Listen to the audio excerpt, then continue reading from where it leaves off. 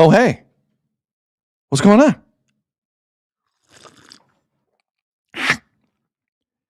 Rarely do we do 2 chat references in the cold open, but we're doing that today. Crooner in the chat writes, hope Sid is using the L'Oreal gel today. And the follow-up comment from Fretzelmania says, maybe Sid's born with it. Maybe it's Maybelline.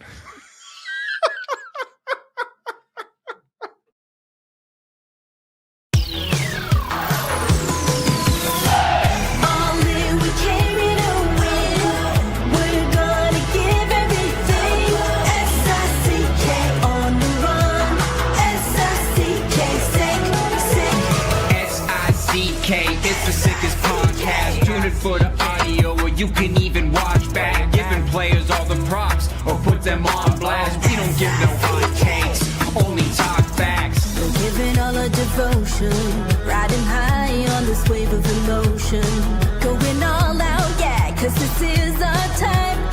No, ain't no stopping us till we reach the finish line. All in, we came here to win. We're gonna give everything.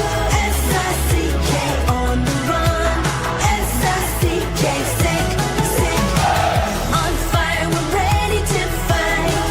We'll bring the house down tonight. S-I-C-K on the run. S-I-C-K, sick, sick. Play it on the car ride, play it when you lounge.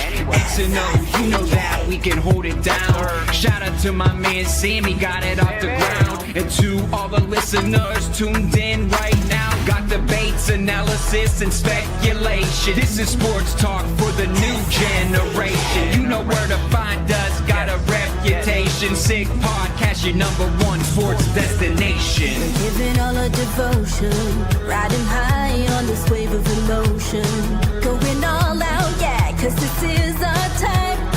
No, ain't no stopping us till we reach the finish line. All in, we came here to win. We're gonna give everything. S-I-C-K on the run. S-I-C-K, sick, sick. On fire, we're ready to fight. We'll bring the house down tonight. S-I-C-K on the run. S-I-C-K, sick, sick. S-I-C-K is the sickest podcast. Tune in for the audio, or you can even watch back, giving players all the props or put them on blast. We don't give no hot takes, only talk back. S-I-C-K, S-I-C-K, S-I-C-K, S-I-C-K, S-I-C-K, S-I-C-K,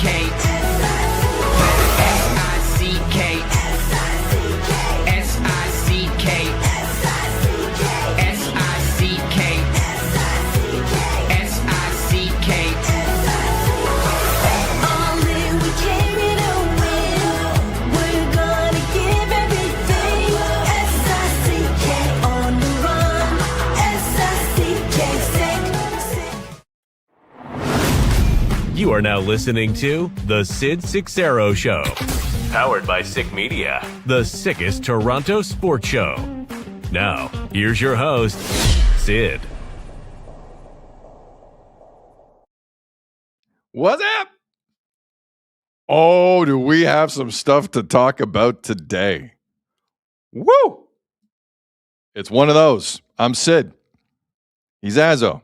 This is Sick Media. This is a Sid Seixeiro Show, powered by Sick Media, because no show is a real show unless it's powered. It is Wednesday, March the 11th. We are live on X. We're live on YouTube. Hit like and subscribe. Do all the things and continue to support the way you have. We thank all of you. This has been going even better than we expected, and we appreciate it. And it was a long stretch where I didn't do sports consistently. And if I did, it was like talk about it for 5 minutes and go to commercial. Long time I did that. It was days like today I missed. Days like today I missed. It's chaos. It is unadulterated chaos. And it's chaos in most things around me in my life. If you live in the greater Toronto area this morning, a thunderstorm tried to choke you out. There was a storm that rolled through here that could wake up the dead. It was wild. My nightmare is like a tornado rolls through and no one in Environment Canada is working. And it happened at a time in the night where that could, it was like 5 a.m. local here in the Toronto area. And I thought that was going to happen. I legitimately went on the weather app. I looked at the radar. I said, okay, there was some crazy stuff in the States last night. I'm like, oh, is that weather here? Everything's fine. Some strong freezing rain, but the lightning was crazy.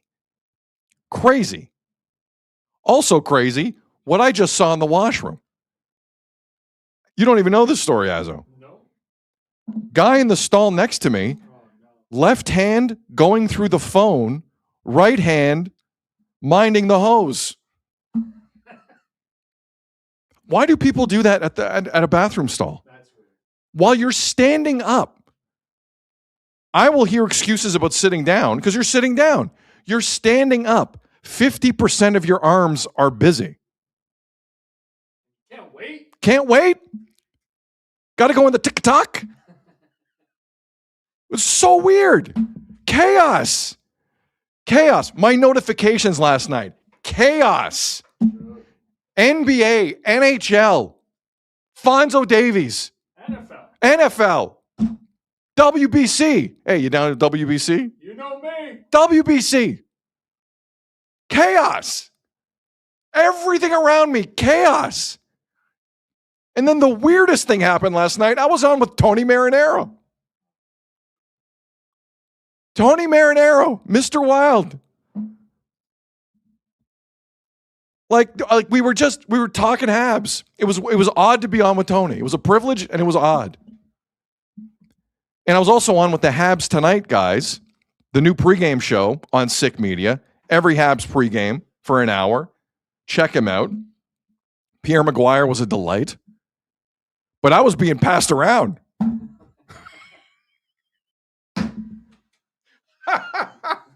Kind of. It was just a weird night. And Tony's up there like George Burns with the one-liners about the Leafs. One after another. It's like, what are you going to do? And then we had a crazy discussion. They want to play Jakub Dobeš tonight against the Sens. Back-to-backs. There's no way. It's chaos. I found out what a Bo Gru was. I didn't know what a Bo Gru was for the Leafs. I found out. The guy tries.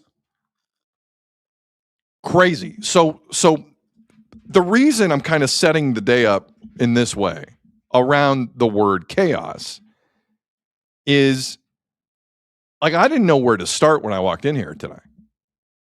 And I kind of looked at Azo, and Azo had more of a plan than me, as usual. Always. Sometimes. He had more of a plan than me. So we threw a poll up on Twitter, on X, and here in the chat. And it was, rather unscientific, but scientific enough for us. And we asked people what the lead was. And the options were Leafs suck, Bam Adebayo's historic NBA night. Some of you might not know what happened. Wait for this one. And the World Baseball Classic has descended. Like everyone's drunk. Like no one knows what's going on at the World Baseball Classic. Canada knows. They could win the group today against Cuba. Pan Am Games rivalry, baby. Let's go. But we didn't know where to start. So we put those three options up. And based on what I'm seeing in the chat, and based on what the poll is telling us, we're going to go Leafs off the front. Then we're going to go World Baseball Classic. Bam. And his 83-point night will follow. Then we'll do Alphonso Davies and NFL. And we actually have a Cristiano Ronaldo injury update, too. There's some serious... That's only for you. That's not only for me. Cristiano Ronaldo, the 5th greatest soccer player of all time, needs an update on this show. And I know what I just said. And I mean it. But let us right away. This is way earlier than contractually needed for this show.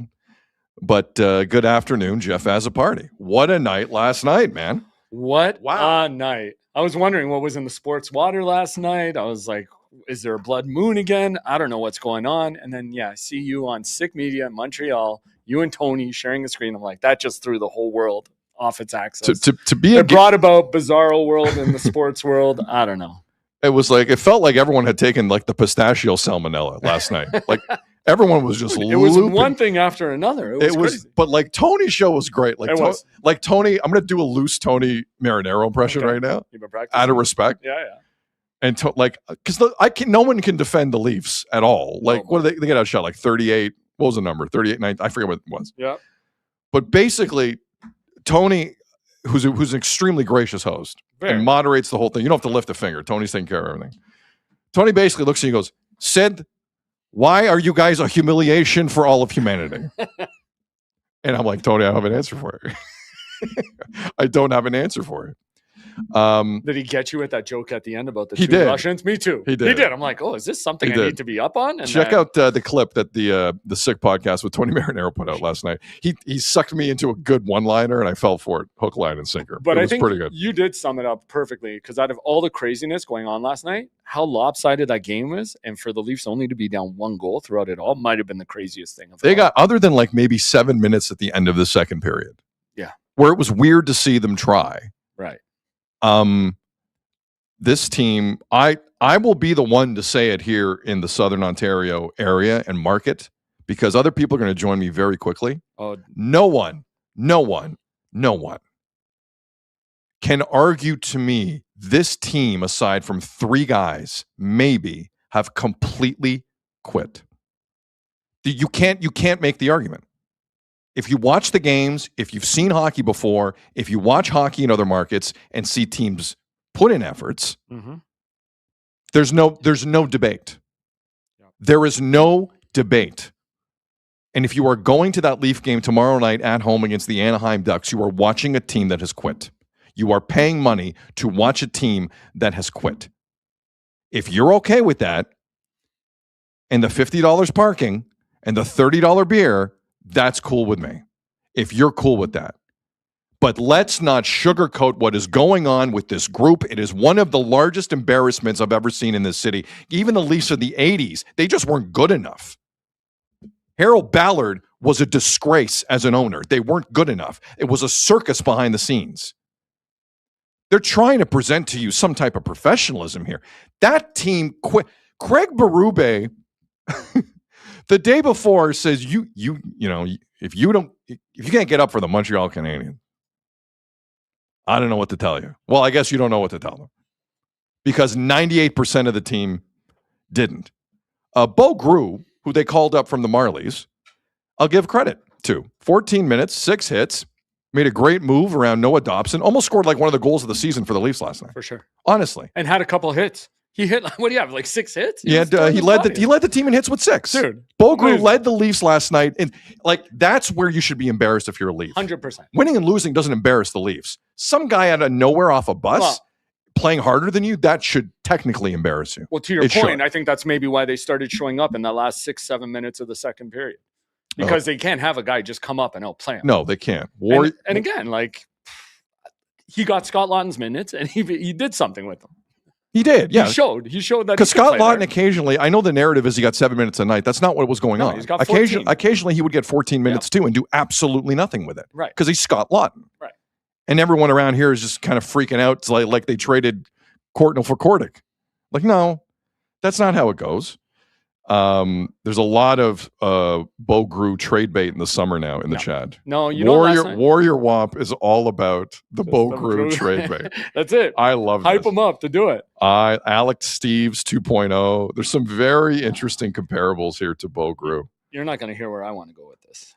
Oh, man. Well, go ahead. Where do you want to go? Last night, watching that and listening to you guys on the pre and post, listening to somebody who I respect a lot in Pierre Maguire talk about how bad this team is and how there is no future and how they're like in a really bad spot. I'm there, man. Just blow it up. Do it all. Trade everybody. Trade them all. Trade Willie. But trade how? Nyes. Trade Austin. But how do you blow it up? Because it's going to get worse, man. But that's not the question I'm asking. No. I agree with you. It's going to get worse. How do you blow it up? Because we've gone through this roster a couple times in terms of what you can do next year. I talked to Austin now about moving and seeing if he wants to move off. I talked to Willie now and see if he wants to move off. I got to be honest with you. Auston Matthews doesn't have to talk to anyone. He's playing like he wants to get out of here. No, dude. And you know what's picking up? Like, this is going to get bad. Like, I want to bring this up that I saw on socials. Like, this was the recap screen I saw from somebody. Like, that's how they're making him look now from Hockey Forever on Instagram. Like, is this how bad it's going to get? And Austin's going to... That's not an actual picture. That's AI. No, I know. It's AI. It's Cole Caulfield, like, cheering over a fallen Auston Matthews. I know it's is AI. what we're showing. Yeah, I know it's AI. Sorry, I was about to describe it. But is that how Austin's going to start being perceived? Or he honestly deserves better than this. I know he hasn't scored in so long. He is one of the greatest Leafs that have ever joined this team, if not the greatest. Like, he is. But is this the treatment he's going to start getting and looking like this? Like, is this what he's come to? And is this going to be the narrative down the stretch? Because at that point, after these couple home games, I start benching them. I sit them. I talk to them. Anyway. But just hearing Pierre talk about what a dark situation this team is, because he follows all the prospects. He talked to you about who's available. He does. He knew like coming up and what to do. And Easton Cowan, because he's watched them since the thing. He said it a couple times. This team's in a really bad spot. Look, because neither of those guys are coming up to save them. Creepy guy 8489. I hate to see the rest of your internet profile. Leafs must finish bottom 5. I couldn't agree with you more. But if they're going to do that, then just blow it up all at once. You can't do this in small increments. Why not just do it all this summer? So you would just sit Matthews? Yes. After the couple home games, I think they got 2 home games coming up, and then they only have 1 after that. Right. They only have like 3 home games left, or like only a couple left. 5. But why are you sitting like MLSE last year with the Raptors? They also had like a hard time with this. Right. The prices they are charging for tickets is a serious thing. Okay, if you're going to charge people in this market, well, that's why the home games. You cannot, like, there are so many markets in America who don't care because they're not charging those prices. Mm-hmm. So if they want to sit their guys, and you want to sit Brad Marchand or Matthew Tkachuk or whoever, like, although I saw Sasha Barkov on the ice for the Panthers this morning. Did you see that? I did. What is going on there? That is bizarre. That's a weird one. But if, like, the Leafs are in this weird, like we saw it with the Raptors recently. They are hosing people with the credit cards. And if you're going to all of a sudden tell them, by the way, no Nylander, no Matthews tonight. Like, there are Leaf fans that don't care if they win or lose. They just want to see their people play. Yeah, they have 7 home games left, so I was off by a bit. But that's a mate. But honestly, I know where you're going with this, Azo. After watching them enough since the break, you don't have to change a thing, man. You might get bottom 5 in the league. Yeah. And at least, I'm not saying the lottery, the balls fall your way. I'm saying you can put yourself in the bottom 5 of the league by not lifting a finger right now. Sure. Don't lift a finger. Austin, your point about Auston Matthews and how he's being perceived, I think, is very interesting because we haven't really gone down this road a lot.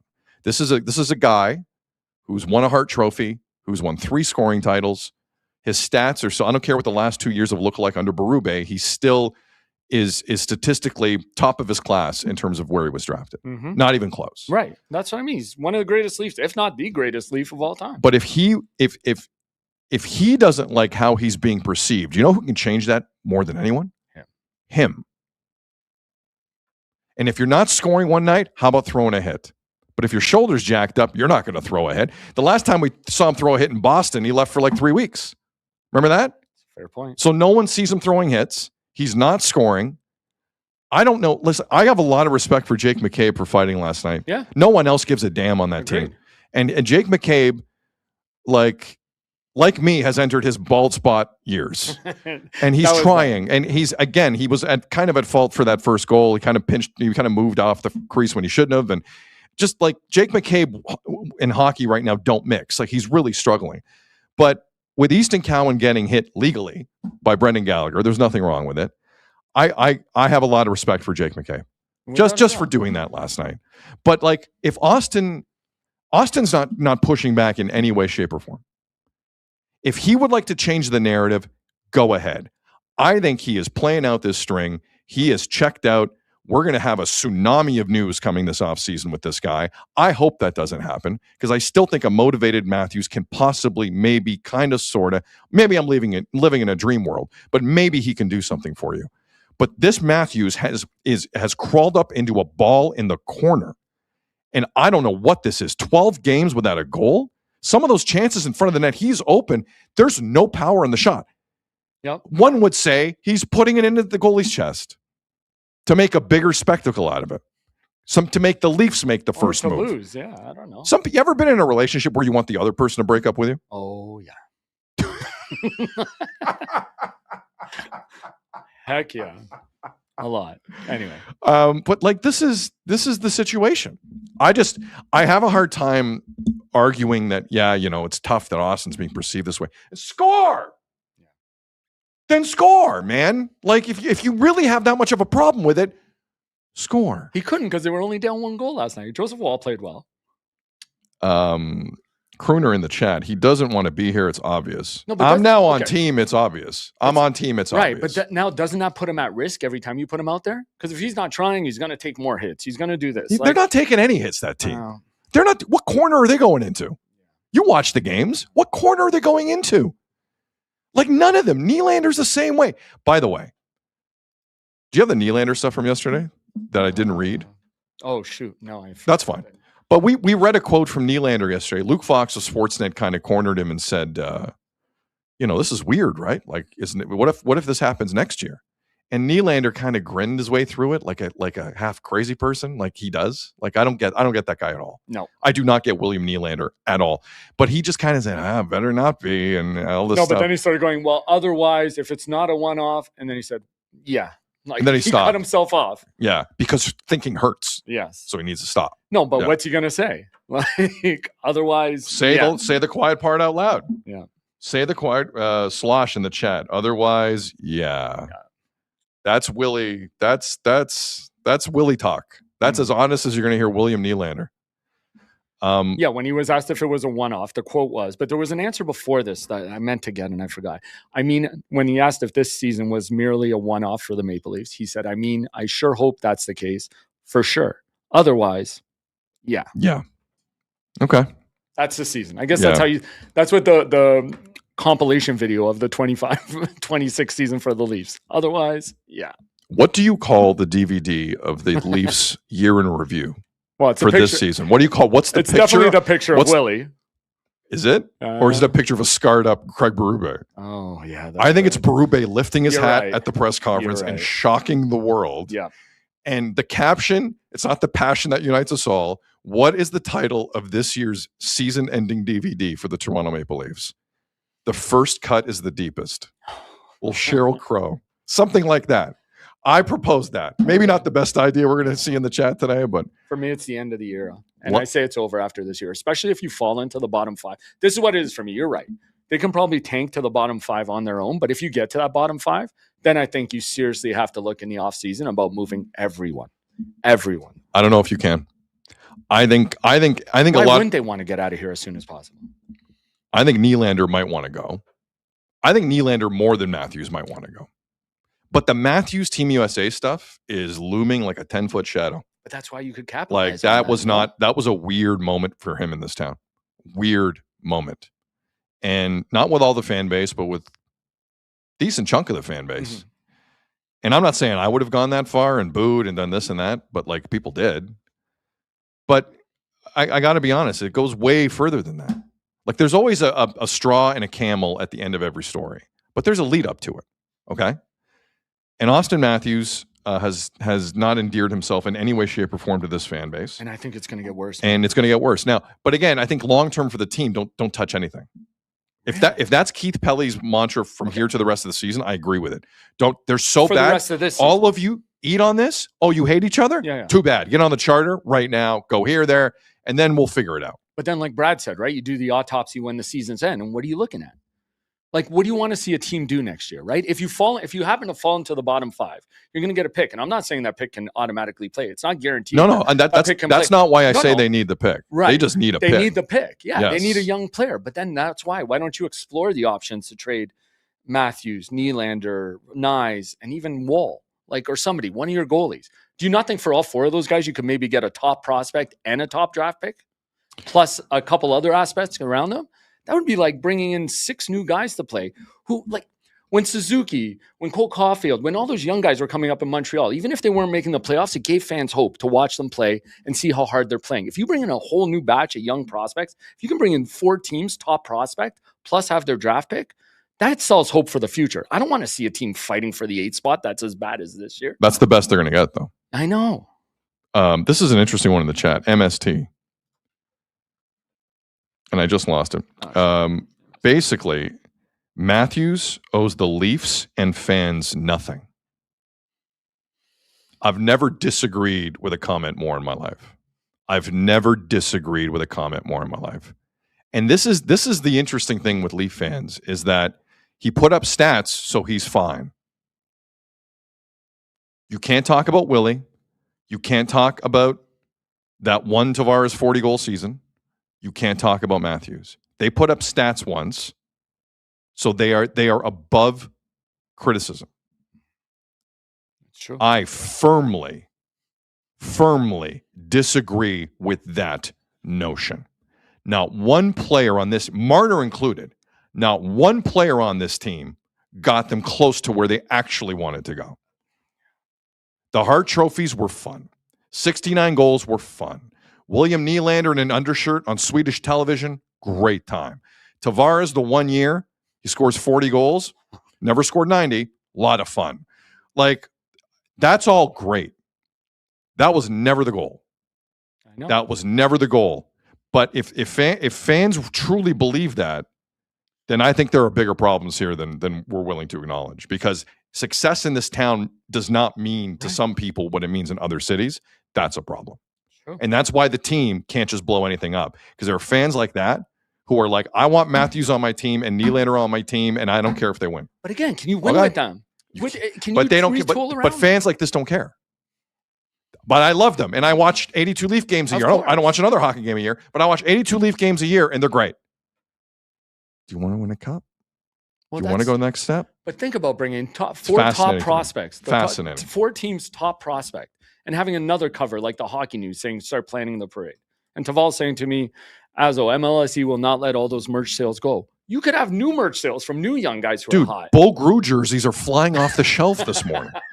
But Bo Grew jerseys are flying. But why not let guys start playing together? If you're going to blow it up eventually, if you think Matthews could leave after a year, you're going to get stuck in the same spot as Marner. Do it now. Have a bunch of young guys come in together, a bunch of draft picks you can maybe turn into some. Maybe you have 2 good young lines and 2 old lines, and you can have older D core. You need to get a young D guy too, like we talked about. They've been needing to do that for 40 years. But like that has to be at least one of them. So like I'm even. I think this is the year to do it in that draft. Yes.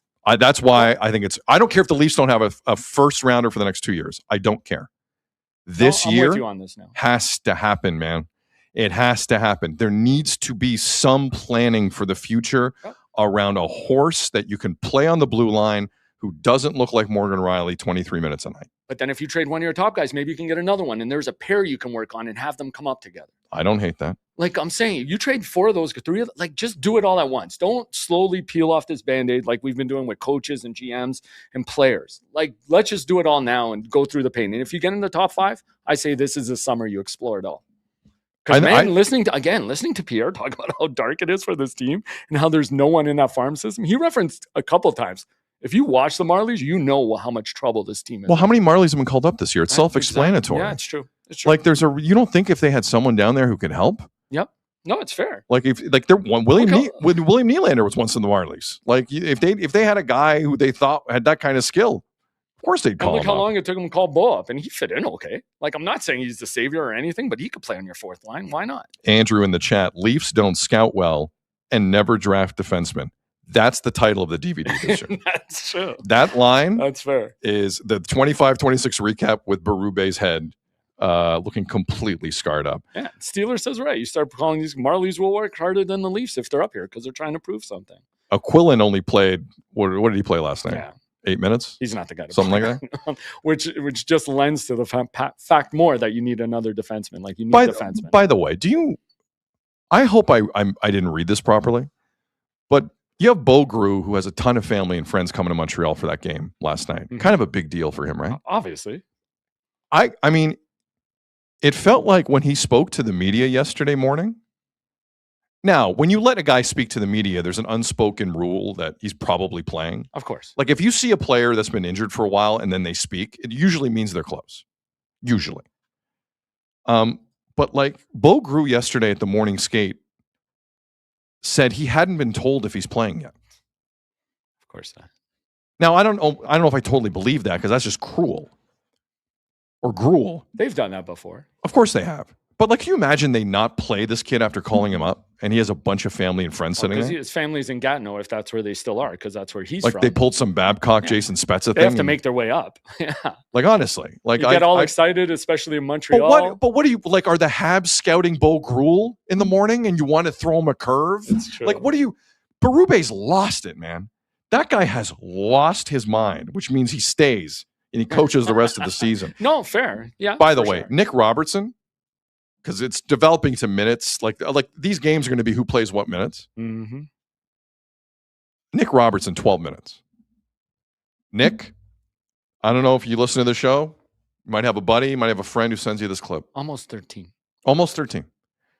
Nick is once again heading for an RFA discussion with the Toronto Maple Leafs. One last one for Old Lang Syne.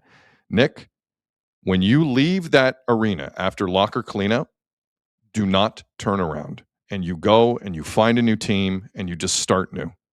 There's talent there. We don't know to what extent, because he's never gotten that kind of run consistently. It's time for Nick Robertson to look at this team and say, I have had enough and I'll make my $2 million somewhere else. Thank you very much. That's it.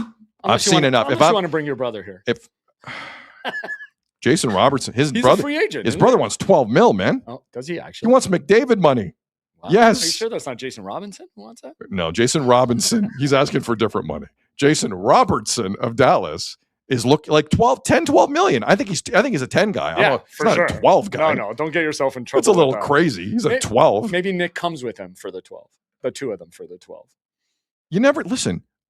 No. Am I putting it past the Leafs to have Nick Robertson go somewhere and play and be a 30-goal scorer in the National Hockey League? And they've had him for how many years? How many years have we gone through this with Nick Robertson? But I'm just saying he's now. He's the guy to me who just skates hard when he's out there, but doesn't really do much. Well, for 12 minutes a night, you would panic too if you knew you weren't getting any time. That's true too.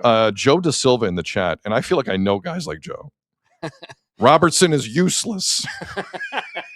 Well, you are Joe. I would. You are Joe. Sometimes I don't think he's useless. I think the guy has some talent. He but skates like, hard. But like in this, my point is with Nick Robertson in this world where the Leafs are they're not to be trusted at any turn. You're telling me they know what they're doing with Nick Robertson? No, of course not. At 12 minutes a night. Get out of here, man. Again, go look at this free Get agent out of class. here. If they have a ton of cap room. Joseph, what are you Joseph in the chat, he requested a trade before. Yes, I'm aware. Do it again. Do not show up. It's too late. Do not pull a knee. Do not show up to camp at all if you're Nick Robertson, and get away from whatever the hell this is. This is a joke. I'm not saying he's going to go and score 35 goals somewhere else, but would it surprise you? Yeah. Would it surprise you if Nick Robertson left this Cirque du Soleil and became a 35-goal guy? It wouldn't surprise me at all. No, like Bruffy says here, so many similar situations where the Leafs never pulled the full potential out of players, Robertson, Lawton, etc. Yeah, I don't disagree with it. Maybe not the players mentioned. I don't disagree with it. You're not wrong.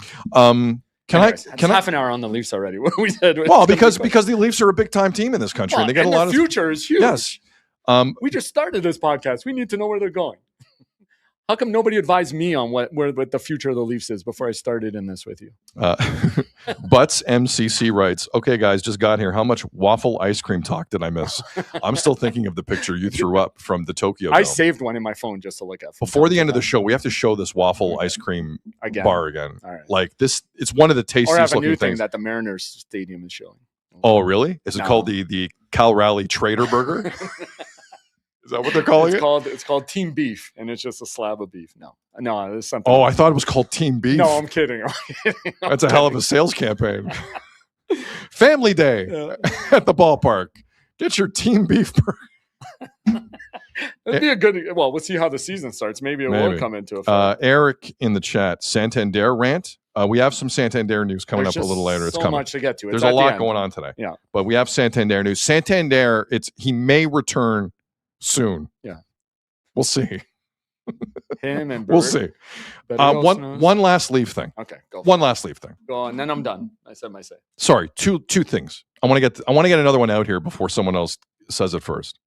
I want to say this first. First, I don't think the Leafs can properly start any type of rebuild or retool unless they buy out 3 players. Okay. Well, and I mean buy out, like it's going to hurt. Mm-hmm. Riley, because no one's going to take him. Nope. You're going to have to retain anyway, so just buy him out. Chris Tanev, I think you have to acknowledge Chris Tanev is done and have him take one for the team, or LTIR him, just LTIR him, That's fair. and end his career. Put him on Robidaw Island. He deserves better than that, but he's a Leaf now, so he gets what he gets. And I think you may have to buy out John Tavares. A year after That was a rough watch last night. That was, dude. For the And he last few played games. 20 minutes -3. Last minus couple 3. games, yeah.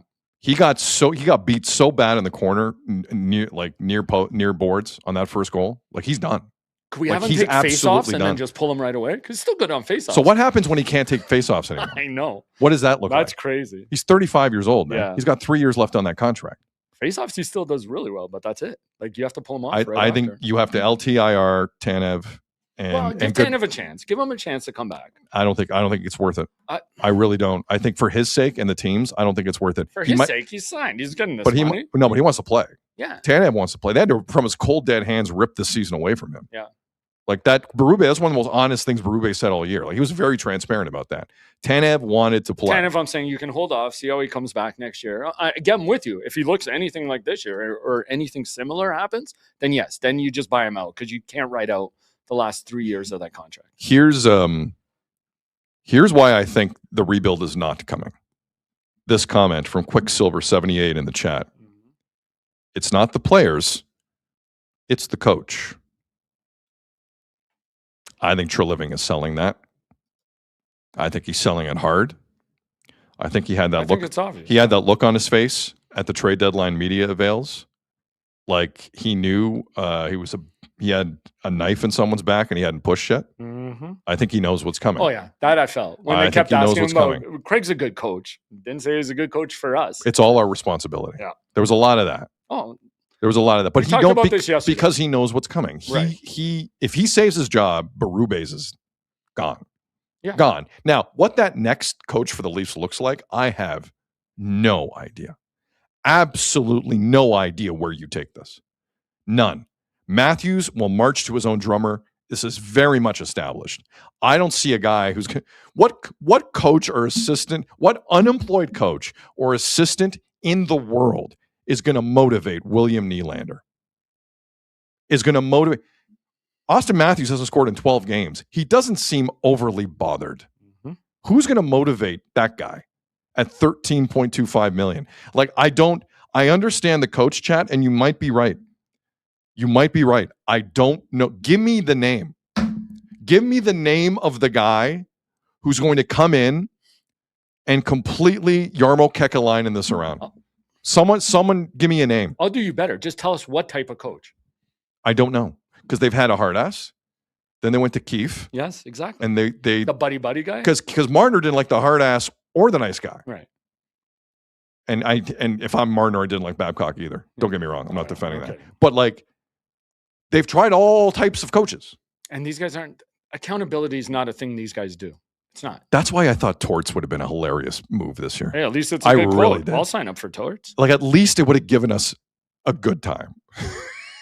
I would have thoroughly enjoyed Torts I don't dealing know. with William Nylander. But like you I said, really would have. but I don't think it's a guy that we're known. Like, again, you got to start thinking outside the box. Eric in the chat, Leafs need Dwayne Casey. Pound the rock. Former coach of the year in the NBA. Pound the rock. Cooking with gas. There you go. The coach of FC Helsinki. There's a lot of good suggestions here in terms of who should be the next head Where's coach. that Swedish coach that won't play OEL? Maybe we need him. Yeah, bring that guy in. Yeah. Already with the Bruce Boudreau, and I love Oh. Bruce. This is not Bruce's time here, guys. I think I'm you sorry. got to find something else. I'm and that's sorry. another reason. Bring in some young players and have a new coach. No, not Pete, younger coach. not Pete DeBoer, not Mr. Throw under a bus either. Pete DeBoer. No. This has to be Want to lose th- games? this has to be a coach who's done it for like 6 months. You need somebody. No new. experience. It's like the conversation we had with Pronger earlier this week. Bring Shorzy in. No, I've never watched the show. Oh my I God. don't know anything Are you about even it. Canadian? Jeez. I'm not Canadian if I don't watch Shorzy. Really? Ask the chat. I don't know, Really? just saying. You know what? I am Canadian. You know why? I watch Question Period, There you go. right? That's way more Canadian than Shorzy and more annoying. What was the And I mom- still Oh, there's some news last night in politics of this country too. oh, jeez. Sid for coach. You wouldn't want no. Ted I Nolan? I would be a terrible coach because I would try my best in every scrum to be as complimentary, and at the end I would just let it slip. but they have no pride or character or ethics. MLSE would hate And it would not go over well. I'd contain it to a certain point, and the last sentence would be bad. It would be like every JT Miller scrum. Like the last thing he says is the worst thing he says. Last thing on the Leafs, and I mean this. It's only 12:40. Yeah, this will be quick. Teddy Nolan is coach. There's a lot of suggestions. There's a lot of suggestions in here. Let's not do the retread. Your favorite Leaf. Sundin for coach is an interesting thought. I like Matt Sundin as a hockey person a great deal. And as we saw during the Olympics, he still has that passion. He's sees him cheering for Sweden. He's working the broadcast, and he's like, yeah. That broadcast was the craziest thing. They had two networks there. One had Sundin and one had Lundqvist. Yeah, they split them up. That's insane. That's how popular the Winter Olympics are in Sweden. They have two different broadcasts. Crazy. It's pretty insane. It's pretty hilarious. But to have a grade on each one and of that caliber is amazing. It's very true. My last thing on the Leafs. Okay. So I'm watching that last night in Montreal, and I spoke about this with Pierre Maguire on Habs Tonight and on the Sick podcast with Tony Marinaro a little bit. Like, that's where Ron Wilson's 18-wheeler off a cliff moment with Brian Burke happened. Ron Wilson was hearing at Scotiabank Arena fire Wilson chants. Remember that. He was hearing fire Wilson chants. And Brian Burke's legendary response to that in terms of letting Ron Wilson go, I believe it was in 2015, was I couldn't let Ron go through that again in the arena. Because they knew each other very well. And I respect it, and I understood it. But that was a time, like, that arena got angry. They were throwing things on the ice. Waffles, jerseys. It was bad. Like, as bad as that arena got for games 5 and 7 last year against Florida, it wasn't as bad as it was back then. For sure. There was a different vitriol with it. Yep. You're right. The one thing I'm noticing about the Leafs in-arena crowd at Scotiabank, which always isn't reflective of the larger audience. Full crowd, yeah. But other than some booing, I don't sense an angry group in there. Now, I don't know what tomorrow night's going to be like against Anaheim. I don't know what the rest of the home schedule is going to be like. Again, 7 games left. 7 games left. But if this losing just continues. But why is it in 2015 they're throwing things on the ice, which I'm not condoning. No. But they were doing it. And this year, in this environment, where obviously everything is going down the toilet, if you think they're retooling next year, you are drunk. Exactly. Why aren't people more angry down there? They were celebrating Mitch Marner. Why aren't people more angry about this than they were in 2015 is what I'm openly asking. I don't understand it. Maybe it's the first time they've gotten into the building in a long time. Maybe the tickets have dropped that low. Maybe. I don't know. This is an opportunity. Listen, if you can't get your kids into a Leaf game ever, now's a good time to check out a secondary site and maybe get in. Who was it? Was it Hayes on over? He said, I haven't been offered Leaf tickets in like 3 years. I've gotten offered like the last 3 games. Somebody said it. Yeah, I can't remember who said it. I believe it. I believe it too, 100%. But like, does that change tomorrow night against Anaheim? Are people more like, the one thing that I'm really concerned about is the lack of anger at this. That stadium's still mostly full. No one's throwing anything on the ice. Like there's a lot who are leaving before an overtime chance to win. Did the Florida Panthers not only crush the roster soul last season, but the fan base as well? For sure. Is that what happened here? I think so. Because I don't know. How do you recover from that? No, I don't think it was I think it was the start to this year that crushed them.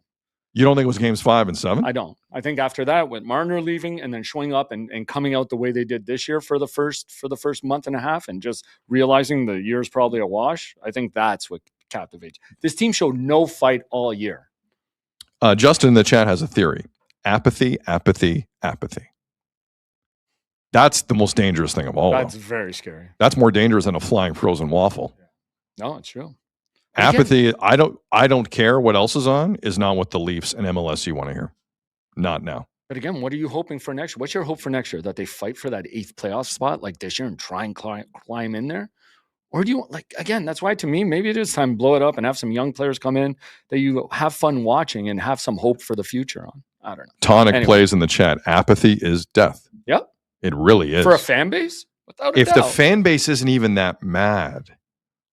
Oh, doctor. Have you heard Rich Eisen talk about the Jets? Like, You just get used to it at some point. I mean, I don't think the Leafs are there because the Leafs have done some winning over the last few years, and especially in the regular season. But like, whoa, I'm just like, I want to put this out in the ether now because I can't quite believe what I'm seeing with the fan base either. It's not just the roster. It's not just the front office. It's not just Berube. But where's the edge here? No, you're right. Where's the edge? Like I'm not seeing it compared to 2015. Again, I'm not. You know what Treliving's downfall might be is making that DNA comment last year and not doing anything about it. I don't think you can do that. You know when that anger might start coming in at the end of next season or the beginning of next season. Sorry, I don't think if it's the not beginning of next. No, but if they don't if it's make not any there big now, changes, if it's not there now, Azo, I don't know. no, because at this point they know the season's a wash. But if you start next year with this same group of players and not bring much in, and you just get off to a poor start again, that's when that anger is going to come in. All right, we have. If John Tavares is still your second line center next year, like there's going to be some anger. Trust me. Yeah, I don't think it's hands off on Tavares. I think you have to look at everything. Yeah, because Tavares, like, it's not working. That was another horrific Treliving sign. And again, do you want another one? Does he want his career to end like this? Same with Morgan. Same with all those. The guys. kids are in school; they're happy. Tavares doesn't care how it ends like this. Believe me, he doesn't. Like that's all they. That's why he took a pay cut like that. They didn't want to move. They want to be here. That's fine. I respect it. But like, don't act like they want to win a cup. Don't act like a cup is the overriding factor in that. Give me a break. This might be a good transition. Bruffy says the fan base is okay because they're waiting for the Jays, which might be true. Toronto has the Jays to look forward to. People are amped up for them. That's the Maybe only. that's why. That's the only thing that I will accept. I don't mind that because they know Ernie Clement is coming back. Yeah, and they know Vladdy's coming back, and no one really liked Bo. No one knew anything about Bo, right. so they don't really care. No, this is a likable team that people are ready to start the season. But they had no emotional attachment to Bo at all. No, like so. Okay, so that's Bo's why it's gone. okay to watch him leave. Agreed. Agreed. Leafs in Anaheim tomorrow. The Leafs are 14 points. 14 points out of a wild card spot. 15 points out of the division. We need that more. They're also second last in the East, 5 points better than the Rangers. Ooh. The Rangers might pass the Leafs in the Eastern Conference. Let's go. Don in the chat. Forgive me, Don. I just missed it. We're here for the Santander talk, not the Leafs. Full update on Santander coming up a little later. We have some Jays updates for you. We have some Jays updates for sure. For sure. 100%. Okay, so the second thing in the poll that you wanted us to hit on is what is going on at the World Baseball Classic. My goodness gracious. Wow. Where drama lives. Was that A&E? Yeah. What was the old A&E? I think so. Where drama lives? I remember that. Or was that TNT? Either way. How about Canada beating Puerto Rico 3-2 last night? Big win for Canada. Huge. And Ernie Witt, who I've been slightly critical of, but Canada, big win against the host nation in that group, Puerto Rico. So it sets up today, 3 p.m. Eastern. I think Sportsnet has the game. Cuba and Canada. Winner goes through. This is the 6th World Baseball Classic Canada's taken part in. Canada have never made it into the quarterfinals. It's never happened. This is a massive, massive moment for a group of guys who have committed to something that hasn't always been the most popular thing, but they love it. And they love baseball in Canada, and the baseball community in this country, not very big, as popular as the Jays are in terms of national baseball, in terms of the national programs. Last year. Coming off the high of last year, though, it's changing. It could be a big moment for Canada baseball. And Canada baseball internationally have never, aside from some great Pan Am Games moments with Ernie Witt, haven't kind of had something like this. Mm-hmm. This is new. World Baseball Classic's young, after all. It's in its infancy, one would say. So today, Cuba, Canada, 3 p.m. Eastern. Let's go. Norman in the chat, Cuba's better. Probably. But let's see him play it out. Oh. Let's see him deal with Otto Lopez and Owen Casey. Do they have a nailer? Yeah. Do they have a Josh or a Bo? No, he's kind of struggling with it. Doesn't matter. They don't have a nailer. They don't have a nailer. Whose jersey is he wearing From today? Mississauga, Ontario. Both of them. Yeah. They don't have nailers. That's true. Okay? And Puerto Rico, can you stop raining to stop halting these games? You're ripping Puerto Rico on the weather? Yes. After the morning we just had here in Southern Ontario? That's true. The hurricane that was blew through? Really? I just hate the stopping for like an inning or whatever, for an hour or whatever it is. MST in the chat, he's feeling good about it. Canada will blow this game 100%. That's what the Leafs did to this fan base. See? Yeah, don't do that. Don't be negative about Canada and be like, oh, I want to see Matthews play. Bring the positives. I want to see Nylander as a Leaf because I love Nylander. Don't do that. Don't do that. Support Canada. Support Canada baseball. That's going to be a big one today. Plus, there's a ton of chance. I got to try and watch Real Madrid, Man City today, and PSG and Chelsea with this. Again, you're Canadian. Watch Canada. I'm going to have screens. Okay. Multiple screens. Fair. That's fair. So Canada. That's the situation with Canada. So a very important win last night. So as this is going on, I'm getting notifications out of what's going on between. From Tony. No, not Tony Marinaro. I should have brought it up with Tony last night.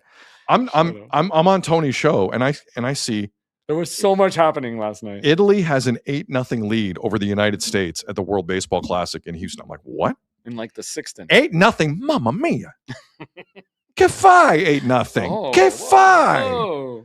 So I start looking into what's going on here, and the Italy score is just outrageous. But I didn't realize the whole story around it. Mm-hmm. So let's start from the beginning.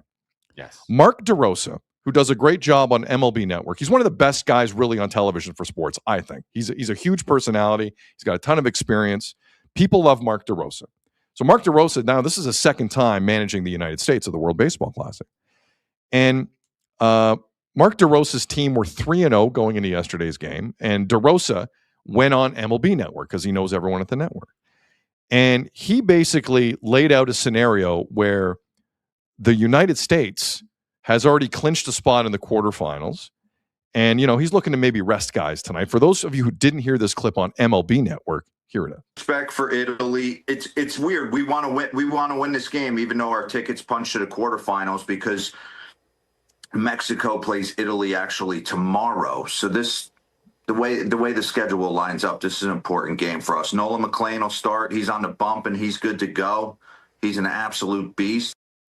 Couple things there. He wasn't a beast yesterday. No, Nolan McLean. He was not. He was suffering from vertigo last week, and he went out there, gave up like 3 runs over 2 innings. Nolan McLean and the Mets, they didn't know if he was going to make a start. Oh, right, you're right. They didn't know. I did know that. So, Mark DeRosa's there. We've qualified for the quarters, and we respect. We punched our ticket. Italy. We punched our ticket. Here's the thing: they didn't. What you just heard from Mark DeRosa was incorrect. They had not punched their ticket to the quarterfinals. They still kind of could use a win to really clinch it against Italy later that night. Well, a funny thing happened on the way to the ballpark. Italy showed up ready to go. And at one point, Italy were up 8-0 on the United States of America. Now, in the middle of this game, it appeared as though someone told Mark DeRosa and the coaching staff, by the way, guys, you got to win the game. And they started to change their pitching patterns. Was it Mason Miller who came into the game? Yeah. They were going to bring in Clayton Kershaw who has no elbow left. Yeah. But it seemed like it didn't even look like he was ready to come in. He wasn't wearing a hat. It was weird. It's like the States got serious quick. You know how when you don't think your boss is coming into the work and he shows up and everyone starts kind of straightening out? That was like the States last night in the dugout. I was going to say, if you see that starting lineup, you knew he didn't think he had to win that game. Didn't think he had to win. Cal Raleigh wasn't in the starting lineup. Yep. We'll get to Cal Raleigh in a second. No, I know, but he wasn't in the starting lineup. So Italy is up. Italy were 2-0 coming into the game. Italy were up 8-0. States cut the lead to 8-6. And at the end of the game, Aaron Judge is the tying run in the 9th inning, taking on Greg Weissert on the mound, whose only Italian connection is his grandmother's Italian. So that's how Greg Weissert, a classic Italian name, is taking on Aaron Judge. And we got the Italian call on RAI Italia, their coverage of this game. And this is how it ended, the greatest moment in Italian baseball history. Fatto le 5:17, possiamo fare anche le 5:17, 30 secondi. Anche 18. Come adesso! Il K di Greg Weissert! L'Italia fa la storia! L'Italia batte gli Stati Uniti al World Baseball Classic! L'Italia batte gli Stati Uniti a Houston 8-6! E allora, che fai? Italy beats the United States in Houston last night at the World Baseball Classic. So after the game, Mark DeRosa's at the podium, and the media's like, Mark, you know that thing you said on MLB Network earlier today where you thought you had a quarterfinal spot clinched? You didn't. What happened? Misspoke. I was on hot stove with a couple buddies today and completely misread the calculations. We knew that Mexico was going to play Italy and then running all the numbers with if we lost tonight with the runs allowed and runs scored and outs. So I just misspoke. Sorry. Azo. Yeah. I mean, he misspoke. Mark DeRosa comes off a little schief there, if I can borrow another Italian term. It's a good term. Yeah. For that. Mark, do you think he misspoke, or they just, or they did had you misread? they'd been It's two drinking? different No, they things. were drinking all night the night before and weren't paying attention to the standings. And they think they're 3-0, Apparently, and- he said that. and they're like, Automatically in. we're automatically in. They didn't check it. No. They didn't do anything like that. Not one person. Or DeRosa's just a guy you can't tell anybody. No, they all thought it. I think he said in the pros, they were out late. I knew I had to rest some. So they're all partying. You can't tell me that lineup. He knew they had to win that game. No, they thought they had a layup. Yeah. So Mark DeRosa, a Johnny Goodtime guy, he always gives that vibe, but clearly, and by the way, don't tell me Mark DeRosa doesn't think this could one day lead to a serious managerial job. Oh, he wants that. You don't take this job with USA Baseball unless you think you're the real deal. This ain't happening now, bud. Nope. That is, you have a lot. You are not the guy that you would like people to think you are if you pull that on a microphone multiple times. That is ridiculous. But I think he's going to have problems going back to MLB Network. Oh, really? Yeah. Really? Mm-hmm. Is he? What's his rep at MLB Network? No, I'm not I don't really. know what his rep is, but how can you go when you didn't realize this? Oh, this is an embarrassing moment for Mark DeRosa. Now, the USA could still win this tournament. What, do you want to talk about how MLB Network apparently pulled the clip off everywhere? Thank God other people posted it. Oh, they did. That's what the Athletic has reached out to them for comment. There was an Athletic piece that said so. That's they dropped interesting. it all. And for me, there's only one reason to do that. Or they have a part of that segment off, but they cut that chunk out of it. That's interesting to me. So, okay, so let's get down to it here. Anyway, because right now Mark DeRosa screwed up, and now the United States, there's a scenario tonight at 7:00 between Mexico and Italy where the states get eliminated. Okay, there sure is. Now I have to preface this entire thing. Can I say the greatest U.S. team probably they've ever had? Loaded, they are stacked, and there's a chance they get bounced this evening. Now, before I read this, I want to say, in the United States defense, this is the dumbest tiebreak rule I've ever seen in sports. Whoever came up with this in the World Baseball Classic has been on shrooms for a week. And I don't know how this passed through. It is weird. But this is the scenario. This is according to Yahoo Sports. This is how it could play out tonight. Just bear with me here. The simplest scenario for Team USA to advance is if Italy wins tonight. So if Italy wins tonight, the states are through. However, here's where it gets complicated. If Mexico defeats Italy, 3 teams have 3-1 records, and it sets up the tiebreak. Here's the tiebreak. Under World Baseball Classic rules, ties between 3 teams are not decided by head-to-head results, because why would you do that? Instead, the tournament will rely on statistical ratios that measure pitching performance within the tied games. The primary tiebreaker is the lowest quotient of runs allowed divided by defensive outs recorded in games among tied teams. What the hell is this? What idiot came up with this? Math is a universal language. Anytime I see the word quotient, I want to punch you in the face. Business, sports, I don't care what it is. I don't need quotient. This is kind of similar. Like I've watched some cricket in my life. This is like a run ratio where if there's a rain out, they decide who wins.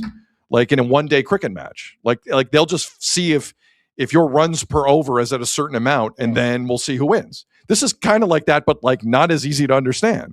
So long story short, if you did the math, now you got it all figured out. No, I do. I do. Watch this. Are you sure? If Mexico blows out Italy tonight, if it's a big score, the states are going to go through. If Mexico win like 3-2, 4-2, like I don't know exactly how, but I'm reading that's the scenario. If it's a close Mexican win tonight, the states under 5 runs get eliminated. It's under 5 runs. Under 5 runs. Oh my God. Yeah. It's under 5 runs. Oh my goodness. I'm with gracious. Screams in the chat here. Mexico and Italy need to make a deal. I'm all for collusion in this. Oh, I've seen this before. Yeah, hell yeah. Win 4-3. I've seen this before, dude. I was in. I'd be down. Dude, I was physically there for one of these. I was at the European Championship in 2004 in Portugal. Guimarães. Sorry? I'm Sorry, Guimarães. what? Oh yeah. Easy. What'd you call me? Guimarães. You wish you were Guimarães. That's true. That's a very literate city. Italy were taking on Bulgaria. Last game of the group stage. Italy against Bulgaria. Why is it always got to be Italy? It's always Italy. Always. But like in Porto, Denmark were playing Sweden. And regardless of what happened in the Italy game, if it was 2-2 in the Sweden-Denmark game, both Sweden and Denmark went through. Damn. Guess what the score was? 2-2. Boom. There were guys in the crowd with 2-2 signs up. Everyone knew the deal. Come on. So and there's no love lost with Swedish and Danish soccer. Yeah, no like kidding. none. Yeah. But I've been there for one of these. Mexico and Italy need to sit down with the families and cut the deal.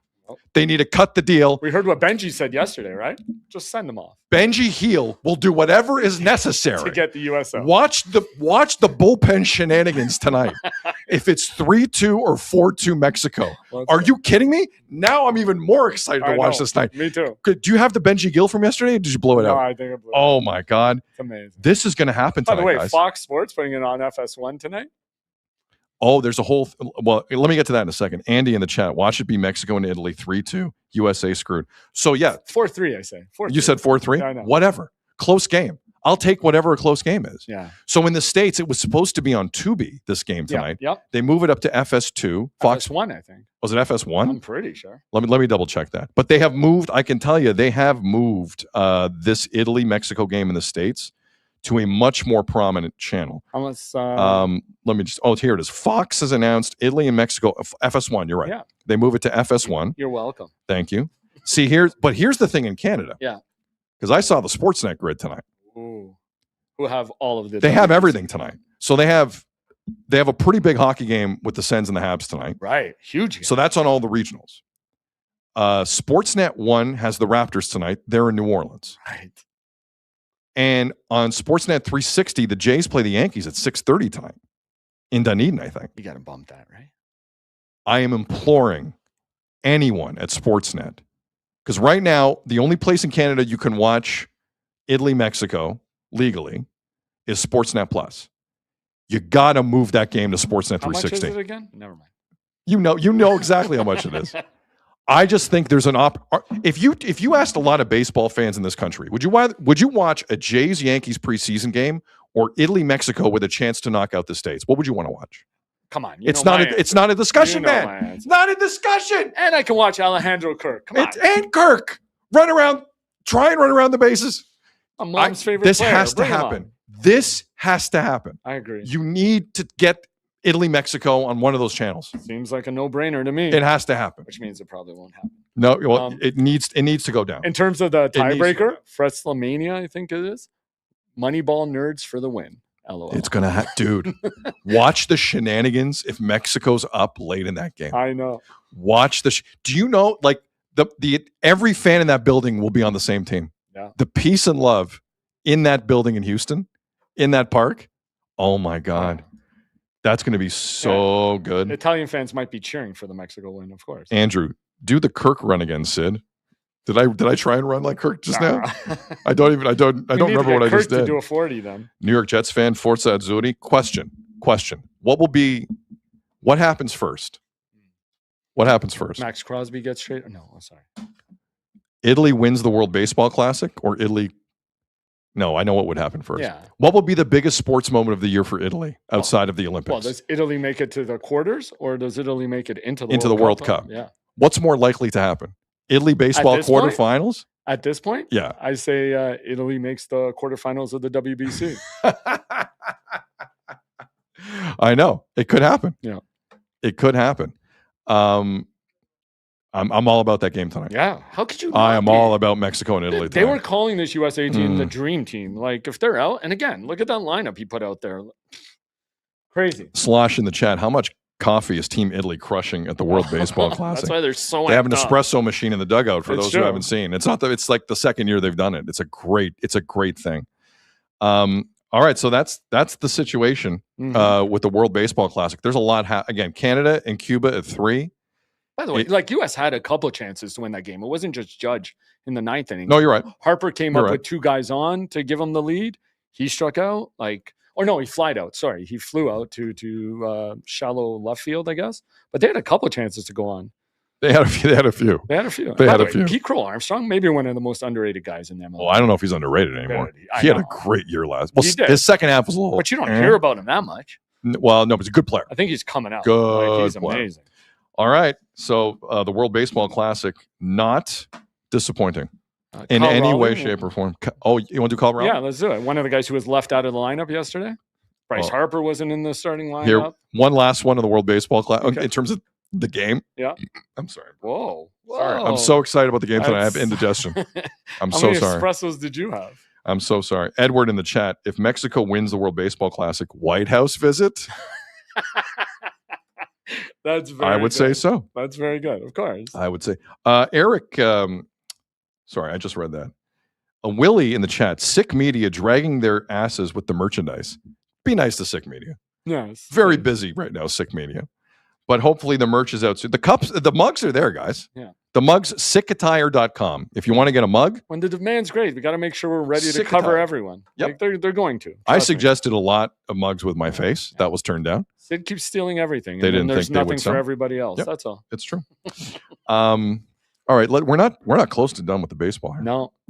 Santander update coming up. So the Cal Raleigh story you and I talked about yesterday with Randy Arozarena. To reset the discussion, Randy Arozarena just wanted to kind of shake Cal Raleigh's hand the other night when Mexico took on the States. They're both teammates with Seattle. Multiple times. And Cal Raleigh just said, good to see you, and wouldn't extend a hand in any way, shape, or form. Randy Arozarena, in Spanish after the game, basically told him to stick it in a rather aggressive press conference or media availability. And it became a thing. The one thing we didn't say is Randy's a little bit, I don't want to say out there, but he's a personality. He's a personality. Yes. And that's an emotional time for him. That was the one thing I forgot to mention is he's a little bit out there. He can fly off the handle a little bit. We've seen that in MLB a couple times. Chris in the chat is asking about the McDonald's giveaway that we were throwing out there yesterday. Watch the space, guys. Watch the space. You're going to want to wait for it. You're going to want to wait for it. It's you're going to want to hear this. I'll bet on you. So Randy Arozarena goes nuts, and it becomes a huge. It's like almost a news item. It took away from the game. It did. So yesterday, when Cal Raleigh comes to the ballpark, keep in mind all the press Cal Raleigh's gotten for the last 12 to 18 months has been amazing press. Nearly won the MVP. Yeah, I was going to say home run title during the All-Star week. His nickname is Huge Ass. Big Dumper. Yeah. It's I wouldn't want that nickname, but it's endearing. You almost had it. No. I'm not big. I'm not Dumper levels. I've been told I'm flat, Iowa. I got Iowa ass, is what I've been told. It's true. Everything else is round. Anyways, but back to anyway, back to that. So Cal Raleigh's gotten great press. There are people who thought I thought he should have been the MVP over Judge last year. Agreed. I really did. He plays a premium position. Yes. So got his team further in the play. Yeah. So press that isn't good for Cal Raleigh is a foreign concept to him because he hasn't seen a lot of it. So yesterday in Houston, Cal Raleigh shows up, and it was like some U.S. senator involved in a controversy. He was getting peppered. So in the clip we're about to play for you, he says he's kind of smoothed things over and he wants to move on, but the media is grilling him like it's some congressional issue politically. And I'm I was kind of taken aback by it. This was Cal Raleigh yesterday in Houston. So regarding the thing yesterday with Randy, I mean, I love Randy. I do. I hate that this is a thing. There's no beef. When we get back to Seattle, he's my brother. We're family. I already reached out to him. So, it's just a competitive environment. And, I know he would want the same for me when we're on the team in playoff baseball. And, I just have a responsibility for my teammates here right now and my country. And emotions are running high. So, but like I said, I love Randy. He's awesome. He's been great for our team.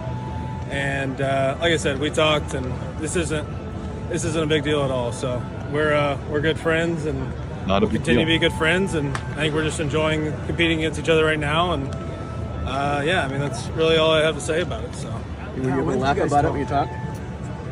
what's up? When did you guys talk? I'm probably not going to take questions. I'll just answer that. I mean, I shot him a message this morning and reached out, and like I said, I don't anticipate this being a thing going forward. So For those of us who don't understand, what responsibility stops you from talking to your? I'm going to just leave it at that. I love Randy. I'm excited to play with him this year, and like I said, we're having a fun time here at the WBC. So I'm looking forward to trying to bring home the championship for our team. But Cal, did he answer your text? But Cal, did he? I'm not taking questions. Two things that happen in any press conference or tells things aren't going well.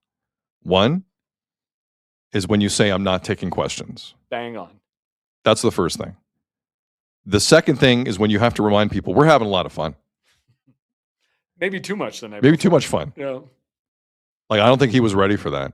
And I feel bad because I don't think he did anything wrong. I will defend Cal Raleigh in that. I don't think he did anything wrong. But I'm playing that because it gives you a gauge into what the fever was kind of like with this story yesterday. It was odd. It was odd. And it lets you know that people in Seattle I can guarantee you, people in Seattle are uber, aside from NFL free agency, this is the story in Seattle right now. Yeah. And Azo, I have to ask you. I saw they went to a Mariners ownership and they had to make a statement about it. I believe. Sorry, Mariners ownership made a statement on this? I read that. I missed They this. said it's not going to be an issue. Like, yeah. Seriously? I could have sworn I saw Oh my God. That seems a little unnecessary, doesn't it? Yeah. I find this. I just I kind of felt bad for Raleigh a little bit because I would have done the same thing, man. Where it's country v country. Yeah. It's not lounge And again, time. if you know Cal Raleigh, like he's a pretty serious player in that. And again, Arozarena is like Randy's a bit out there, so he kept trying. The fact he tried multiple times made it a thing. It's weird. Like like his nickname, don't let the big dumper fool you. Yeah. He's a pretty serious. He's a very serious guy. Professional, and he's had to work hard to get to this point in his career. Late bloomer, you know? Yeah. Like late bloomer, appreciates what's happened in his career, a 60 home run season. Give me a break. Like, no one saw that for Cal Raleigh. No. We saw it when he took on the Jays, killed the Jays every time we saw him. Sure. But past that, no one expected this from the catcher of the Seattle Mariners. So, okay, so I guess my question for the chat, and William in the chat, Dumper is a douche. Oh no. That's He's the guy you want on your team. Come on, we take him. That's tough, Willie. That's tough. I'm defending. Mm-hmm. Do you think this is a problem? Here's my bigger question. Is this an actual problem in Seattle? And do the Jays have an opening to exploit it? Listen, the baseball season's a long season. It's something you can get over. If something happens during the team, I think you brought it up. Like, he's going to be out there fighting for his teammate, whatever happens. Like, I don't think it is. You don't think? If the Dominican win, well, what happens if U.S. doesn't make? Then does Cal go back with a little bit of more of a chip on his shoulder? Like, if the Dominican wins, Randy's going to be in a great move, and everybody's going to be as well. Randy was the Mexican team. Randy was on. Oh, sorry, Mexican. Yeah. Sorry, my fault. But you can't see. Right. You can't see if things aren't like by July when guys are all sick of each other just before the All-Star break, right. And Randy's in a mood. He's not yelling from across the clubhouse. You want to shake my hand now, buddy? I mean, you want to shake my hand now? You're all for 29. You want to shake it now? You don't see that happening? I do. I could see that happening. Of course. If there's a lot of chatter that goes on in a clubhouse in the major league level. Any professional level. But let's be honest. Like, teams are so big. You don't. We saw it with the Jays for how many years? Guys have their little cliques. You don't have to be around a guy constantly. The Funky Fro, Sleepless in Seattle. I like it. That's the name of their DVD. That's their DVD for the year. I mean, but it depends how the season goes, right? Who wins this? You're right. If Mexico makes it on, then Randy will be in a great mood. Yeah, without a doubt. By the way, to your point earlier about Italy, their roster, 24 of the 30 guys on that Italian roster were born in the U.S. Like, it's a hilarious story. It's like the and I love that they're doing it. Yeah, and quite frankly, Italy's hockey team should have done the exact same thing at the Olympics. Without a doubt. I don't know how you don't do that. That's a real opportunity. Like, I bet you Koliakovo and Corrado could play right now for Italy. I don't doubt that at all. 100%. And I'm here for it. They'd feel bad beating Canada. They would. They would. Canada's not scoring goals. That's true. They might beat them. They're healthier than half their guys. They're in great shape. What is the I lost the tweet. Somebody wrote in, Alec Manoah is going to take a lot of credit for the USA losing tonight. Big part of the process, and I'm losing. No, Manoah is responsible for the controversy. Yeah, he started it. Actually, there's a lot of these. Oh, the context again. Alec Manoah recently said a piece of the Jays' success last year was his. He felt he played a part hand of in the it. process. Yes, I feel like I have to give that context every time. It's such a good story. Because people wouldn't believe you that They that's a wouldn't believe real quote. They would not believe me. All right, so that's anything else on Raleigh? I think this is a bigger problem for Seattle than people are. I think it could potentially acknowledging. be. I think it could potentially be. Because Arozarena is a strong personality. He is. You're right. Like, again, I don't see them hanging out that much, but because they're different people. But maybe if the Seattle season doesn't get off to the start they want, then maybe. Frank in the chat asked, Sid, where is Portugal in baseball? Listen. It's a great question. Based on how the older school Portuguese generation that I know reacts to baseball, no one in Portugal plays baseball. They just don't like the sport that way. It's the older generation. I got a couple Portuguese buddies who are mad at you. I'm just saying, I love baseball, but the older, my old man, like, I'll give you $1 million if you convince him to watch a Jays game in May. Okay, fair enough. He will not do it. Like, it's not a huge sport in Portugal. There's Portuguese fans here. Yeah. I'm a fan, but I'm talking the older generation. Oh yeah, they want very little part of it. Too slow. It's too slow. Sid is boring. I'm like, well, they put a pitch clock in. It's like, it's still so slow. That's the conversation about. That's why Italian guys like it. They're used to it in soccer. It's pretty slow. Yeah. But I don't think soccer is slow. I watched Newcastle Barca yesterday. It wasn't a slow At least game. a baseball game can be 8-7. Soccer's always 1-0, 2-0. True. Yeah, that's you know what I'm saying. All right, one good point from Azzo in the Yeah. first month and 3 days of the show. That's good. Do you have to bring up the Berrios thing or no? We Just should. Puerto Rico. No, we should. So Shy threw this out late last night. Berrios, I'll read it here. This is Shine to Video Sportsnet. Jose Berrios will not join Puerto Rico for WBC quarterfinals after all, as Blue Jays right-hander is once again turned down for tournament insurance. I believe he's the fourth member of Puerto Rico's team to be turned down.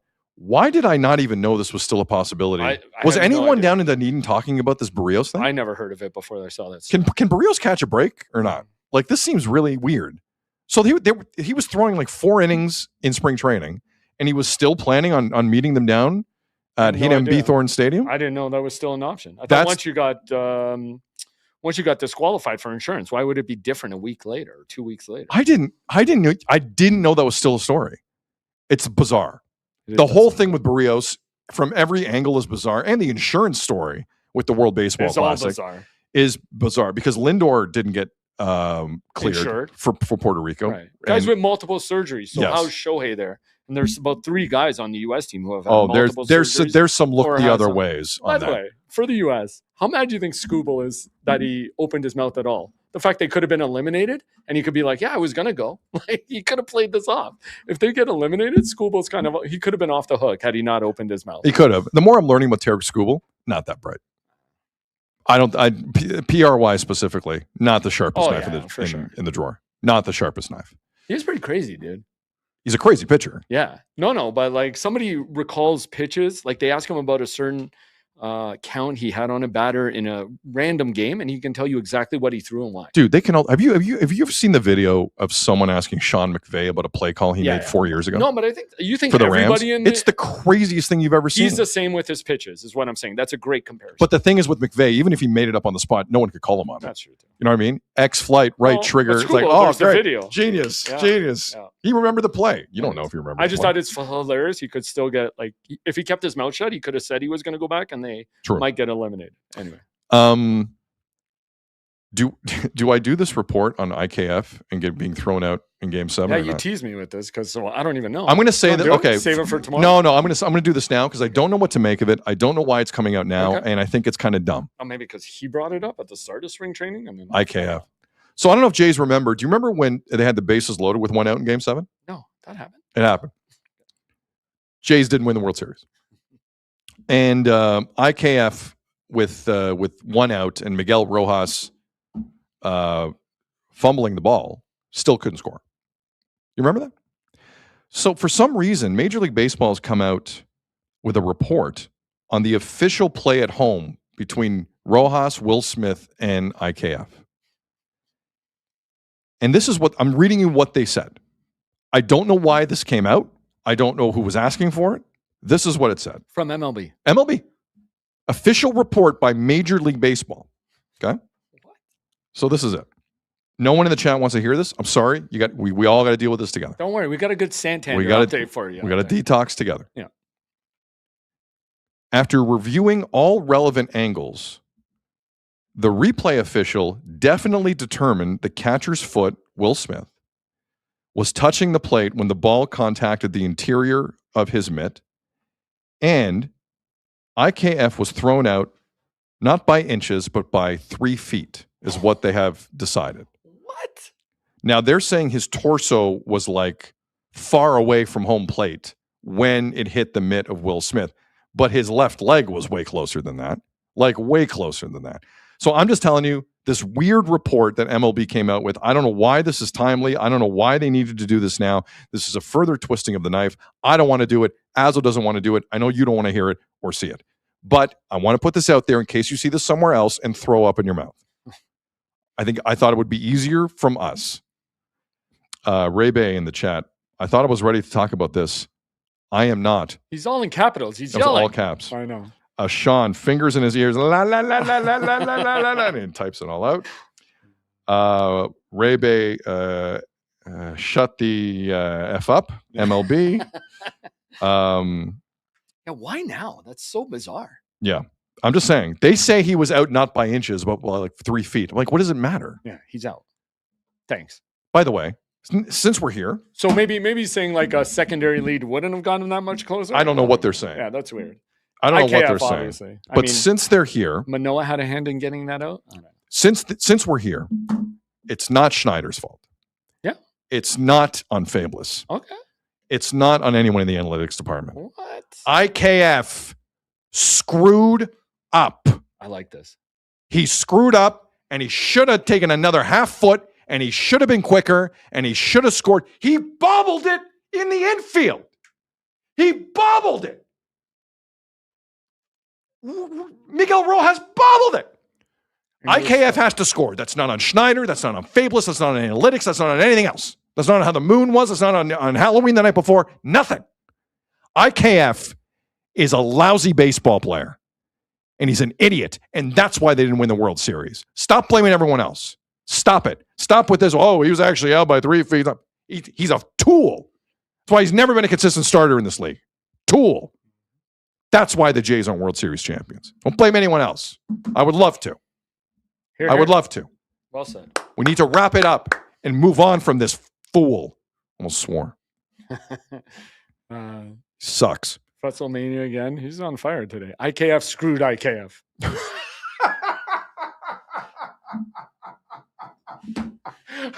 It's like great. And then somebody at the Funky Bro just says, screw IKF. So yeah, I think people So share two things we know. People share your Two things we know. Brett screwed Brett. yeah. And IKF screwed IKF. Exactly. That two things we know in It's a life. great one. In Canadian pop culture. No, but you're right with the secondary lead. Any MLB guy knows that. Dark horse in the chat. Not a 5 tool, just a tool. Yes. Oh my God. Bingo. Whoa. Bingo. Jeez. This interaction's nice. That's a good point. Yeah. Everyone looking to blame someone else. IKF running like he has a tire on his back. And then like he's Nick's- never run before. What's this? Moron. Nick's pushing it though. Hoffman's meatball didn't help. Sorry. Well, that's a whole. See, now I don't want to talk. I know. What are we doing now? Yeah. Oh. I live way more comfortably if I can just blame one person. I don't like nuance. I don't like context. No, I want to blame one person. I'm And not a even. wall. And a wall. I'm not even talking Hoffman today. And a wall. And a wall. And a wall with no gravel at the That's bottom it. on Halloween Friday night. Get a Portuguese landscaper. Addison Barger should have taken care of business there. By the way, somebody sent in Nello from Sick Media in Montreal sent us this tweet. I missed this, but this is from Dan Clark, who gave us all the score lines tonight for Mexico, Italy that eliminate the USA. So everyone listening, here it is. You're gonna go through all this? Yes. We have half an hour left. This is gonna take forever. After every score, give me a hell yeah. Okay. If Mexico beats Italy 1-0, Hell yeah. 2-0, Hell yeah. 2-1, Hell yeah. 3-0. Hell yeah. 3-1. Hell yeah. 3-2. Hell yeah. 4-0. Hell yeah. 4-1. Hell yeah. 4-2. Hell yeah. 4-3. Hell yeah. That's the one I'm banking on. That's 4, 5, 6, 7, 8, 9. That's 10 different score lines tonight that bounced the states. I feel like we have lottery numbers tonight. Yeah, Let's go. I just want the collusion. Let's go. I just want to see the shenanigans. It is going to get stupid. I just want to see it play out. It's just bunts if it's 3-2 in the 8th inning or later. Bunt. One bunt after another. Everyone acts like IKF on the base paths. It's true. Everyone. The guy just holds at third even though bases are loaded. No one moves. This has the potential to be one of the greatest spectacles in baseball history tonight. Can IKF go play for it? Yeah, it's true. Let IKF in the door. You'll win. Don't screw it up. Okay, so that's the deal. I wanted to talk about that. It's a bizarre story. I don't know the relevance, but it's a thing. Oh, there's a lot of drama going on in the WBC. It's crazy. All right, basketball. Let's go. Come on. Basketball. Yeah, half an hour. We got to Let's go. Let's go.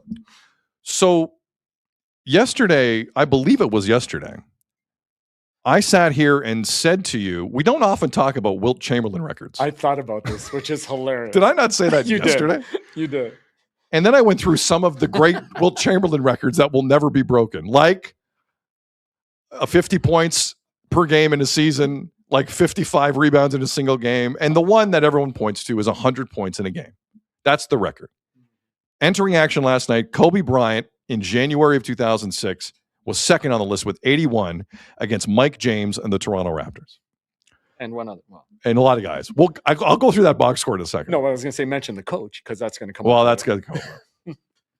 But not like Wilt Chamberlain's 100 points in a game lives in infamy. For Canadian sports fans, Kobe's 81 is almost the same thing. It was a cold Sunday night here in Southern Ontario. I'm driving around. I think I went to a fast food restaurant listening to the game. And all of us tried to get in touch with each other to let us know in 2006 that this was happening. And Kobe's 81, I'll always put on that pedestal. Always. Always. And if anyone broke Kobe's, I would be like, get out of here. I don't think nowadays NBA players like hate their sport. They don't even play that many games. Like how are you gonna get over 81 in a game? Well, Bam Adebayo of the Miami Heat, a guy who has 2 gold medals for the United States in the Olympics, a guy who's finished top 5 in Defensive Player of the Year voting 6 times, and a really good soldier for the Heat. Had a good start to his game last night against Washington. And by good start, I mean he had 31 points in the first quarter. 31. He would go on to make 36 free throws on 43 attempts, both single-game NBA records. And Bam Adebayo, with his team urging him on and his head coach, by the end of that game against Washington at home, put in the second greatest scoring performance single game the NBA has ever seen. Bam Adebayo, out of nowhere. You think RKOs are out of nowhere. Bam Adebayo, 83 points out of nowhere in a single game. And he hasn't had it easy at times this season. And I don't know if some of you remember, the Jimmy Butler era didn't end well in Miami. Like those two wanted to kill each other. It wasn't fun. But last night in Miami looked like it was fun. And Bam Adebayo, if you bought some cheap $10 ticket to see the Wiz and the Heat, you got your money's worth. So it's the second greatest scoring game of all time. 83 points. And I decided to pull the post-game interview on the court with Bam because he had his teammates around him. And the interview is self-explanatory, but there's a moment here. Norman Powell, former Raptor Norman Powell, did not play in the game, but he was there. And Norm, towards the middle to last third of this clip, takes over the interview and the mic. So this is Bam Adebayo after one of the greatest performances in NBA history. How would you describe this moment? Man, I wish I could relive it twice. I credit God, my family, man, my teammates, this crowd, and they kept feeding me the ball.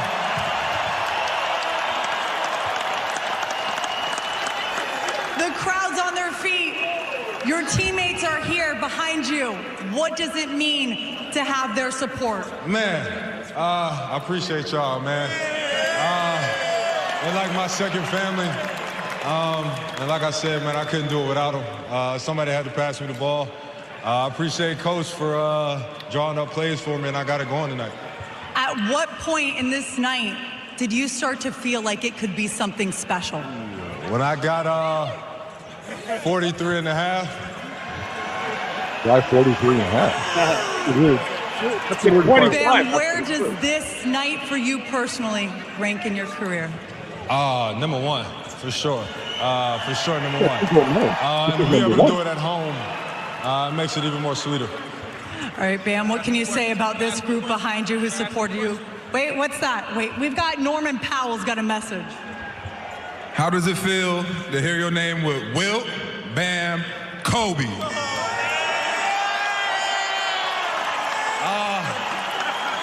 Obviously, it's top 3 performances of all time. Hell yeah. Hell yeah. So that was the scene. That looked like a good time. It did. Because Miami, again, Jimmy Butler is just one of the more self-centered athletes in the history of sports. Like he's not, when you have Jimmy Butler on your team, you're not enjoying yourself. So you had no problem with how he got there? Zero. Because Kobe kind of did the same thing, didn't he?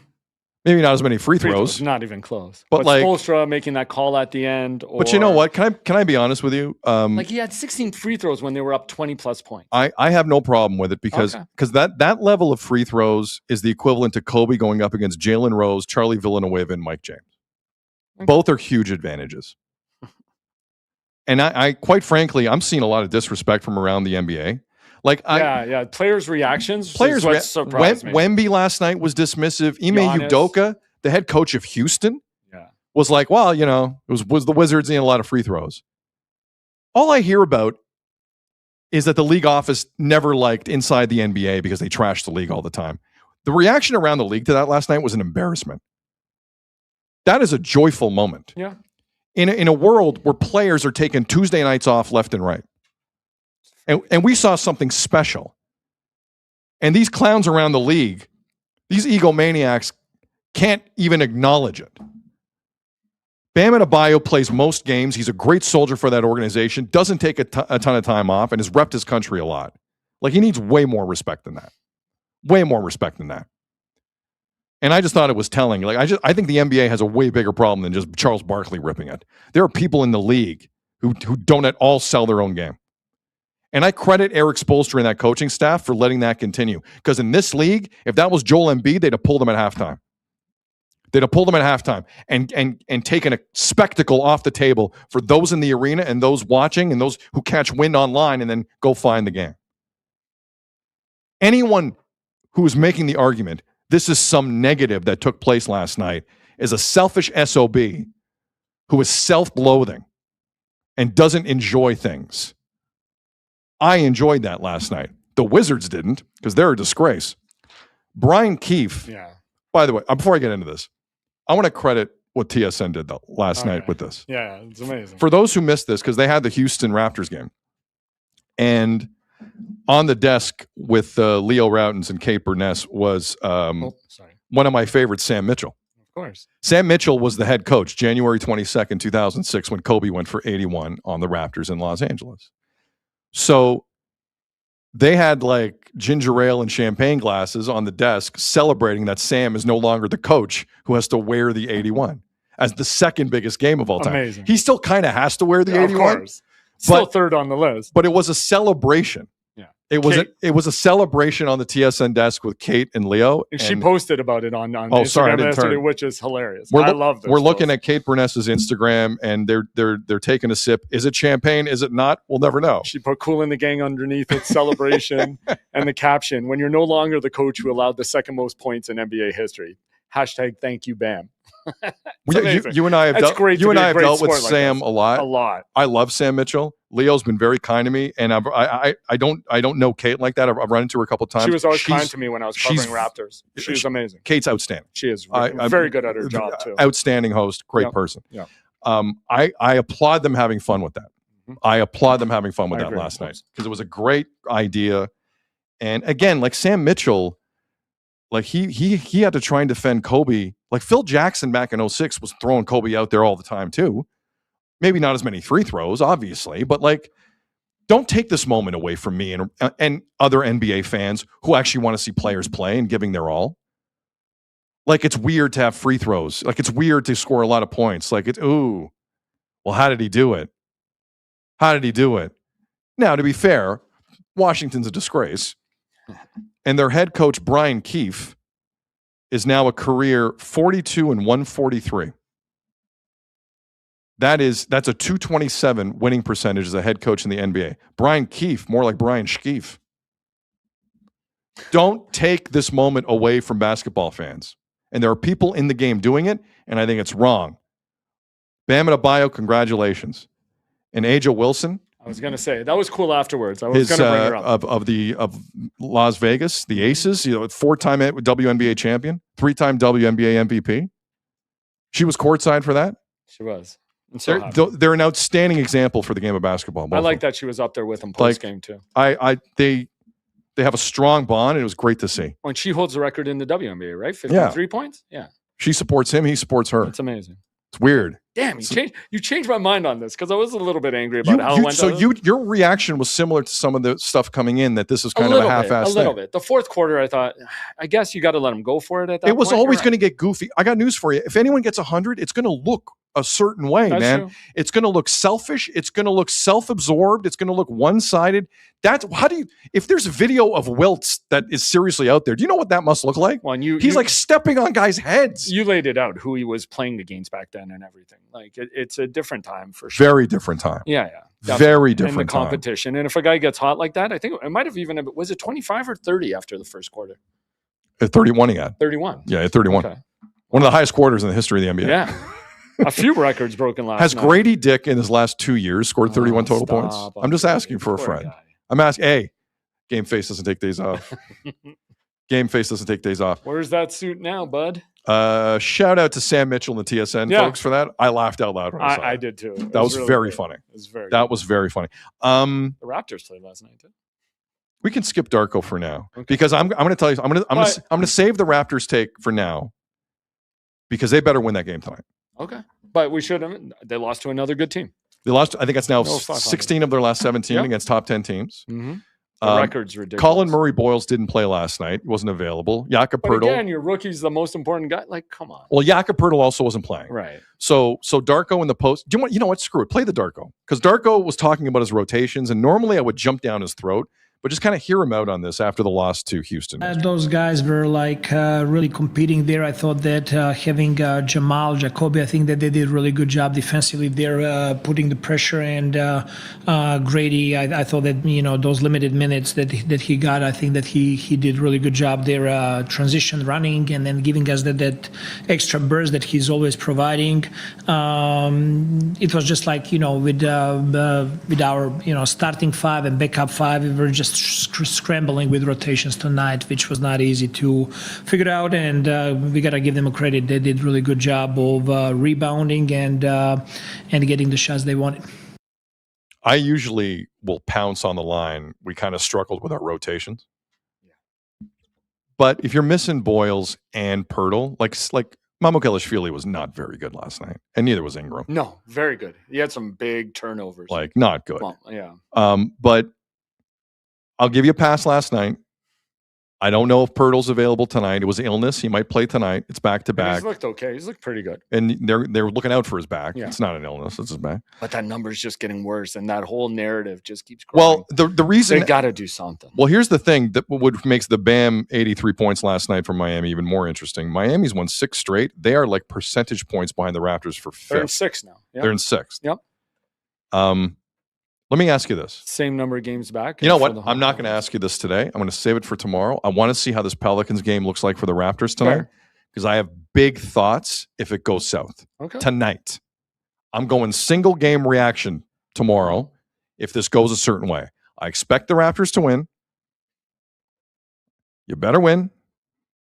If they don't, we're going to have a very interesting conversation tomorrow. Ladies and gentlemen, that's a tease. That is a tease. Tune in tomorrow. All right, to the National Football League we go. And I'm waiting for this. The new official start to the league season is 4 p.m. Eastern today. I mean, you got Champions League today. You got Canada, Cuba at the World Baseball Classic this afternoon. You have 4 p.m. Eastern in the NFL. What else has happened this afternoon? My goodness. So one of the bigger moves we saw early in this kind of round of free agency and free agency speculation was Baltimore acquiring defensive lineman Max Crosby from the Raiders for a couple of first-round picks. So that was on March the 6th. So that was Friday, actually. One of the most sought-after guys on the defensive side? I'd say so. Yeah. But two first-round picks is 2 first-round picks in the league, man. Like, No that's a doubt. serious haul. Now, Vegas makes this move, and they get rid of Max Crosby, and they're probably going to take Fernando Mendoza from Indiana with the first pick overall. So they're looking to spend some money, and they spent money on former Ravens center Tyler Linderbaum. Overall, Vegas, since making that move, Vegas spent almost $300 million. They've done some good moves. Right. Yeah. Yep. They're spending their money smartly. So last night, we find out the Ravens have said, yeah, we're not doing this. And the Ravens, actually, it was Vegas who put out the statement. And the statement said this from Vegas' side. The Baltimore Ravens have backed out of our trade for Max Crosby. Interesting phrasing there. Yeah. We will have no further comment at this time. Another media thing, guys. When you read or hear, will not have any further comment at this time, serious moment, don't look at me right now. I got nothing for you. So then the reporting quickly came out that, and not from one doctor, but from like several, Max Crosby, who recently had knee surgery, failed his physical. Now, failing the physical is an assumed thing in 2026. Like, we never talk about it. We're like, what if they fail the physical? We never have that discussion. Everything's usually cut and dry. But Max Crosby apparently failed the physical, and the Ravens are hoping they can kind of circle back and maybe make the deal for a lesser pick. Just kidding. They went in a completely different direction today, and the Ravens signed Trey Hendrickson, former Bengal.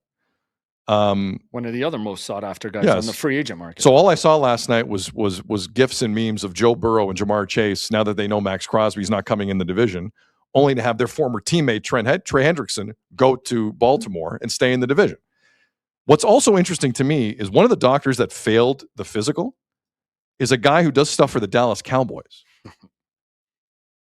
So I don't know if the Azo, my question to you now is, how, if you are another team, like, first off, the Raiders just spent a bunch of money. Right. What do they do with that? Yeah. Two. Well, and for his replacements, pretty much. Basically. They brought some pass rushers in with that money. Yes. And now you have this guy back on your team too.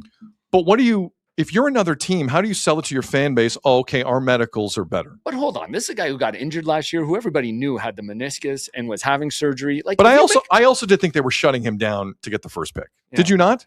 Wasn't that not part of it for the Vegas Raiders at the time? Yeah. Because he didn't seem happy. No, but a guy who's coming off of having some surgery or having an injury history, like, there should be a different level of the physical he has to go through. Because you're trading for an injured guy, no?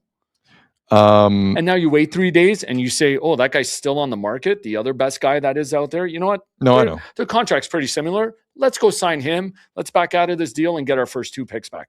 That's some shady business, he asked me. The Funky Fro says Crosby used Santander's doctors to do the physical. That's pretty good. That's great. And to your point, though, the Dallas Cowboys made a move of their own after. They went back to Green Bay. They went to get one of Green Bay's. They begged for another lineman from Green Bay. Yeah. But they made their move, so they're out of the deal now. Like, they're not going to chase him down. I guess my big question is, so now what? I think teams would still be happy to have Max Crosby. Really? Yeah. The Baltimore Ravens, in a year where they're about as serious as a heart attack about winning everything, just had a lineman that could be a game changer, who's been in a bad spot and could be as motivated as anyone, and they walked away like that. What if you're another organization, how do you sell that to your owner? How do you sell that to the fan base? How do you sell that to teammates that this guy's physically, I'm not saying like where he is mentally. I'm sure he wants to compete, Max Crosby. But if you failed a physical to this extent, this is a spectacular. This is like Jeff Hoffman levels of physical failure. Hold on. So you don't think the Ravens had anything to do with it? Saying, you know what, for an extra $6 million, we get a younger, more healthy guy. Like, hey, can you make him fail the physical? You don't think there were any shenanigans here? Well, I think there's an appeal that can be filed if there are And shenanigans. I think there was. Yesterday, so did you see this? Like Max Crosby yesterday in the morning, this around 7 a.m. He was in the facility in Baltimore. Yeah. He was there walking yesterday around. morning, and 13 hours later is when it came out. It started breaking. He was getting a cubicle. Somebody posted this as like the Ravens Max Crosby era, like the highlights from his career. Somebody just posted. It's a video with a hello Max, this, and then thank you Max. They're just in the picture on Max Crosby's stories. Is that what this is? Yes, yeah. In I'm IG terrible. I'm stories. terrible at Instagram. Yeah, Instagram stories. It's just it's MT Bank Stadium from what I can tell. It's him coming closer to MT Bank Stadium, getting there for the physical. He posted this yesterday morning, 13 hours later. It broke that they were backing out.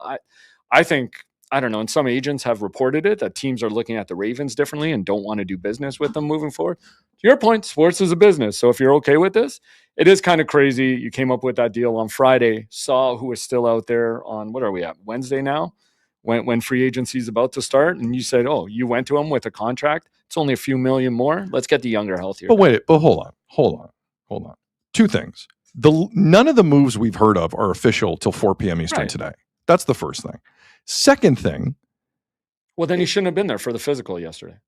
No, he should have, because it had to be official today. So if you're going to have a physical, do it yesterday. Because it was reported Friday is inconsequential to the actual organizations that we're talking about. So you're okay if every team who made a move after this was announced backs out and just throws everything back into like. But but your take that this is some blatant ruse from the Baltimore Ravens and they have no evidence to back up that his knee is still extremely wonky is a bit of a stretch. Like, why are you so distrusting of the Baltimore Ravens in this? Do you not think they want a defensive player on that line that's a game changer? Well, they got one because the guy was They still available. because they let him go.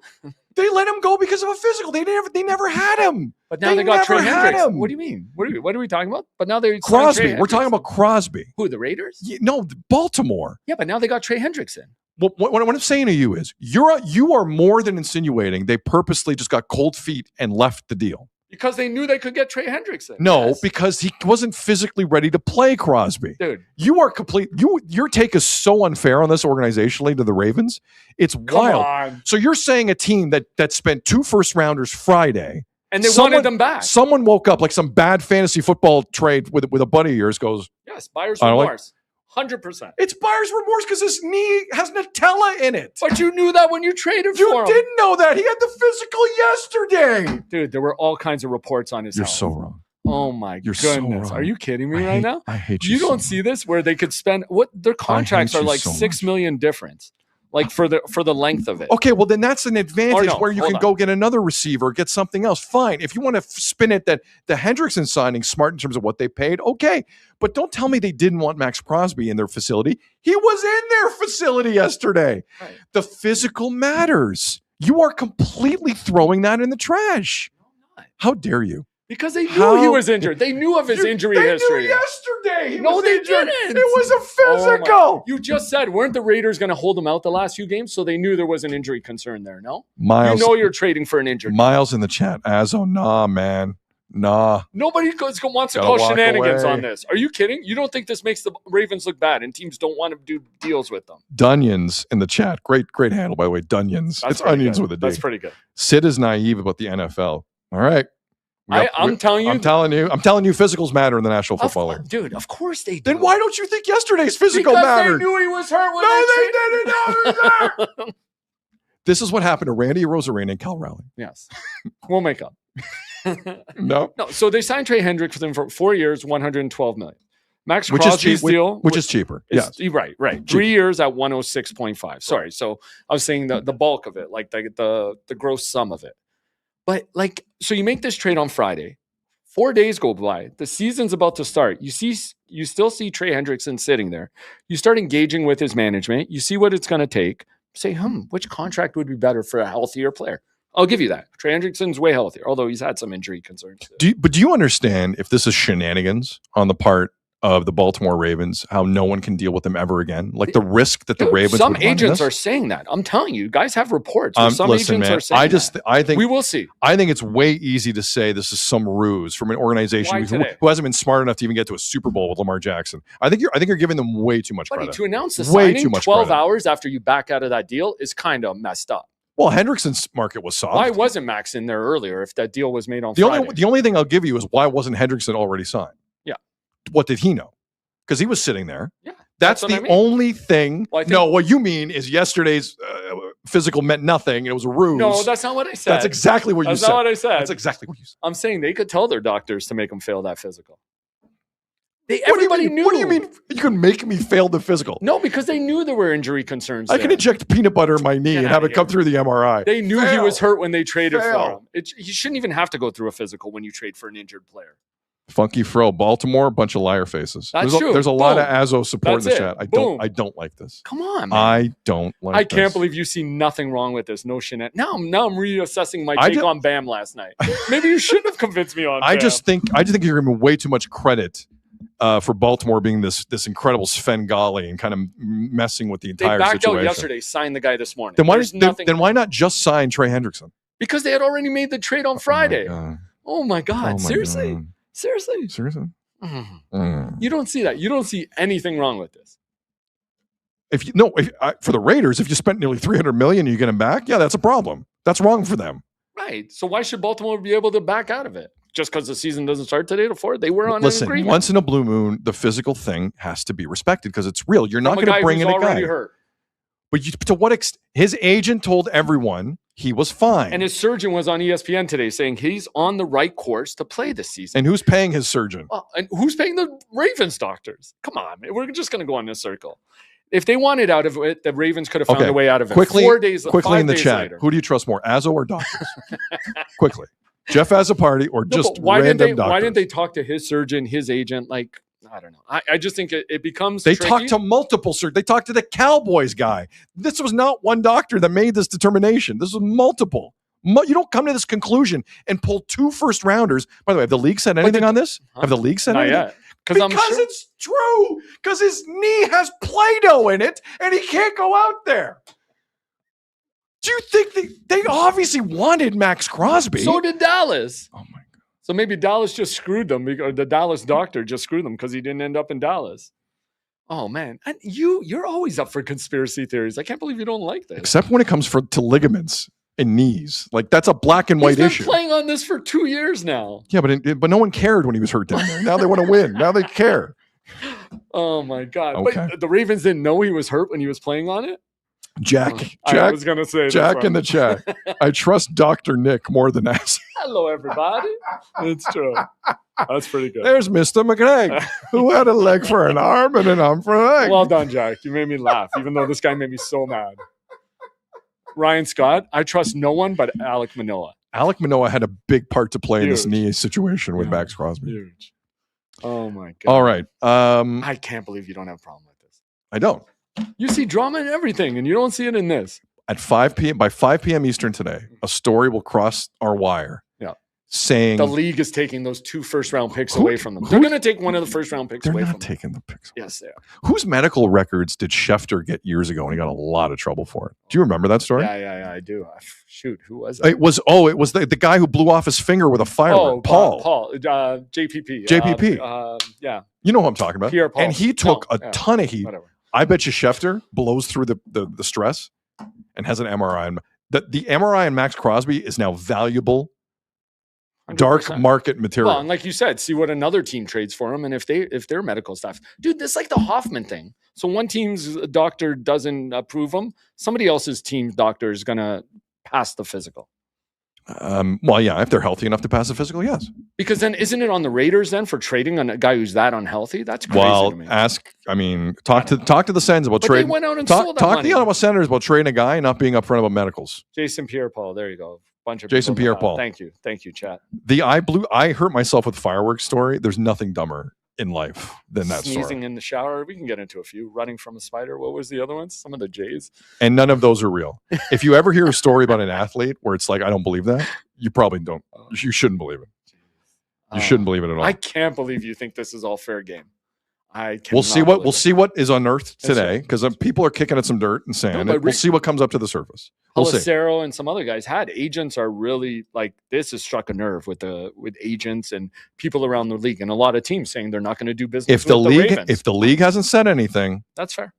Okay, I'll give This you is that. on the level. I'll give you that. Because like if the league were going to do something about it, they kind of got to do it right now. Yeah, it's true. We're 2 hours and 7 minutes away from the new league season.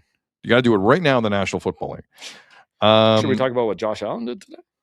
Josh Allen took a pay cut, restructured his deal, and will save Brandon Beane and the Bills $12 million in this year's cap to not get a wide receiver. So congratulations to Josh They got Allen. one already. Come on, man. DJ, I could be And DJ I didn't even Moore. know that. I could be DJ Moore in a race. Me. I could do it. Okay, let's do some soccer here. And I didn't even know that when I wore this today. What were you? Oh, Bills? You're Yeah. wearing a Bills shirt. I wanted this for Connor McGowan. Love it. McGowan, sorry. What's his name? The center who took pizza to the media? That's McGovern. an awesome story. McGovern. Yeah. McGovern. Okay. Oh, yeah. Here, I'll give you the screen for this one. Give me the put up Fonzie, please. Okay. Oh, actually, no. Leave me on this. Leave me on this. The solo here. Let me set this up. Yeah. So That's what I thought you were gonna. No, I know. That's what I should have said. Although we're beefing now, I might. Yeah, you might mess I might with make me. you look bad. So the World Cup of Soccer is fast approaching for Canada. Okay, and I am trying very, very hard to stay as positive as I possibly can. Very hard.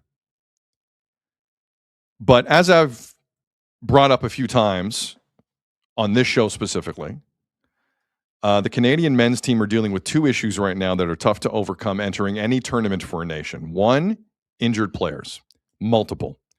Two, the healthy players aren't playing great. There's a few. Jonathan David's been a little bit better lately. And Kone for Sassuolo in Italy has been good. Very good, actually. But generally, no one's kind of taken over. Tejan Buchanan at Villarreal right now is having the best stretch. He's playing wide midfield for them.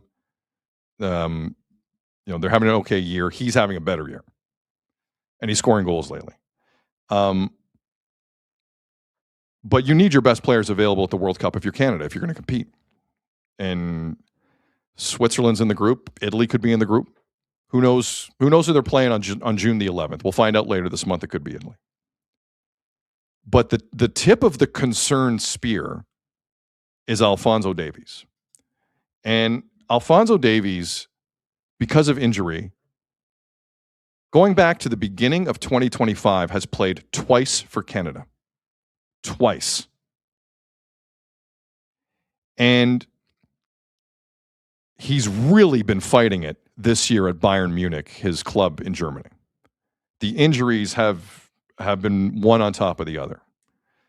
And yesterday in a Champions League round of 16 game for Bayern Munich against Italian side Atalanta, stop me if you've heard this before, an Italian team got their ass kicked in soccer.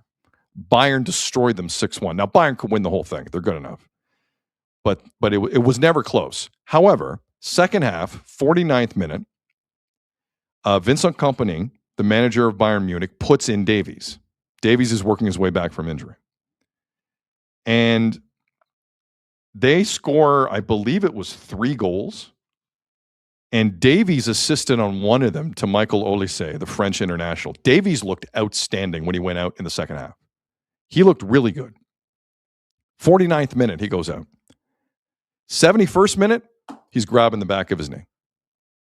Just like that. He starts to cry. He left the game. He lasted 20 minutes, Alphonso Davies, captain of our men's national soccer team. He lasted 20 minutes. And they're saying it might not be a major thing. They're saying hopefully he's back on the field soon. They're saying all the right things. I now, on Wednesday, March the 11th of 2026, have zero faith Alphonso Davies will be captaining Canada on June the 11th at BMO Field in the World Cup. I have no faith. And if he's out there, might be worse because he's forcing it. That's worse for him physically and the team. He's 25, man. We've seen in a lot of sports, a 25-year-old with this injury history, not good. Not good at all. And he's trying, and I give him a lot of credit. But Jesse Marsch now has to start to live in a world where there's a different captain for that game. Because if you're going to put out, listen, if you just watched Canada's men's Olympic hockey team and women's Olympic hockey team, there were some unhealthy players on that ice, and you could see it. Don't do that. No one's owed anything. This is about Canada's prep and the best 11 that are healthy for this country. Do not fall into that trap. Do not. And Jesse Marsch, the manager of that team, has a lot to think about. Like, Alphonso Davies put it in fourth gear yesterday. Like, he really gave it a go. And he looked good because Davies in full flight down the left wing, dude, why not? But it didn't look right. Usually when people start crying on the field, not good. I wish Alphonso Davies all the best, but he clearly has been trying to cut a corner here on the recovery all season, and I understand why. World Cup is right around the corner. These things happen. Cristiano Ronaldo, he left his team in Saudi Arabia to go to Spain because he has a muscle issue. And according to his team in Saudi Arabia, quote, we see the injury suffered by Cristiano Ronaldo was more serious than expected. He's traveled to Spain like others who went for treatment when they were injured. Kylian Mbappe of France left Real Madrid to get treatment in France. Here's something to watch for. When players leave their team and country months out from a World Cup, it's bad. And they're panicking. And they need a second and third opinion. I think Alphonso Davies needs about 4 serious opinions, maybe even 2 from outside of Germany. And they need to figure this out. Under no circumstances can you start Davies in a World Cup if he's not healthy.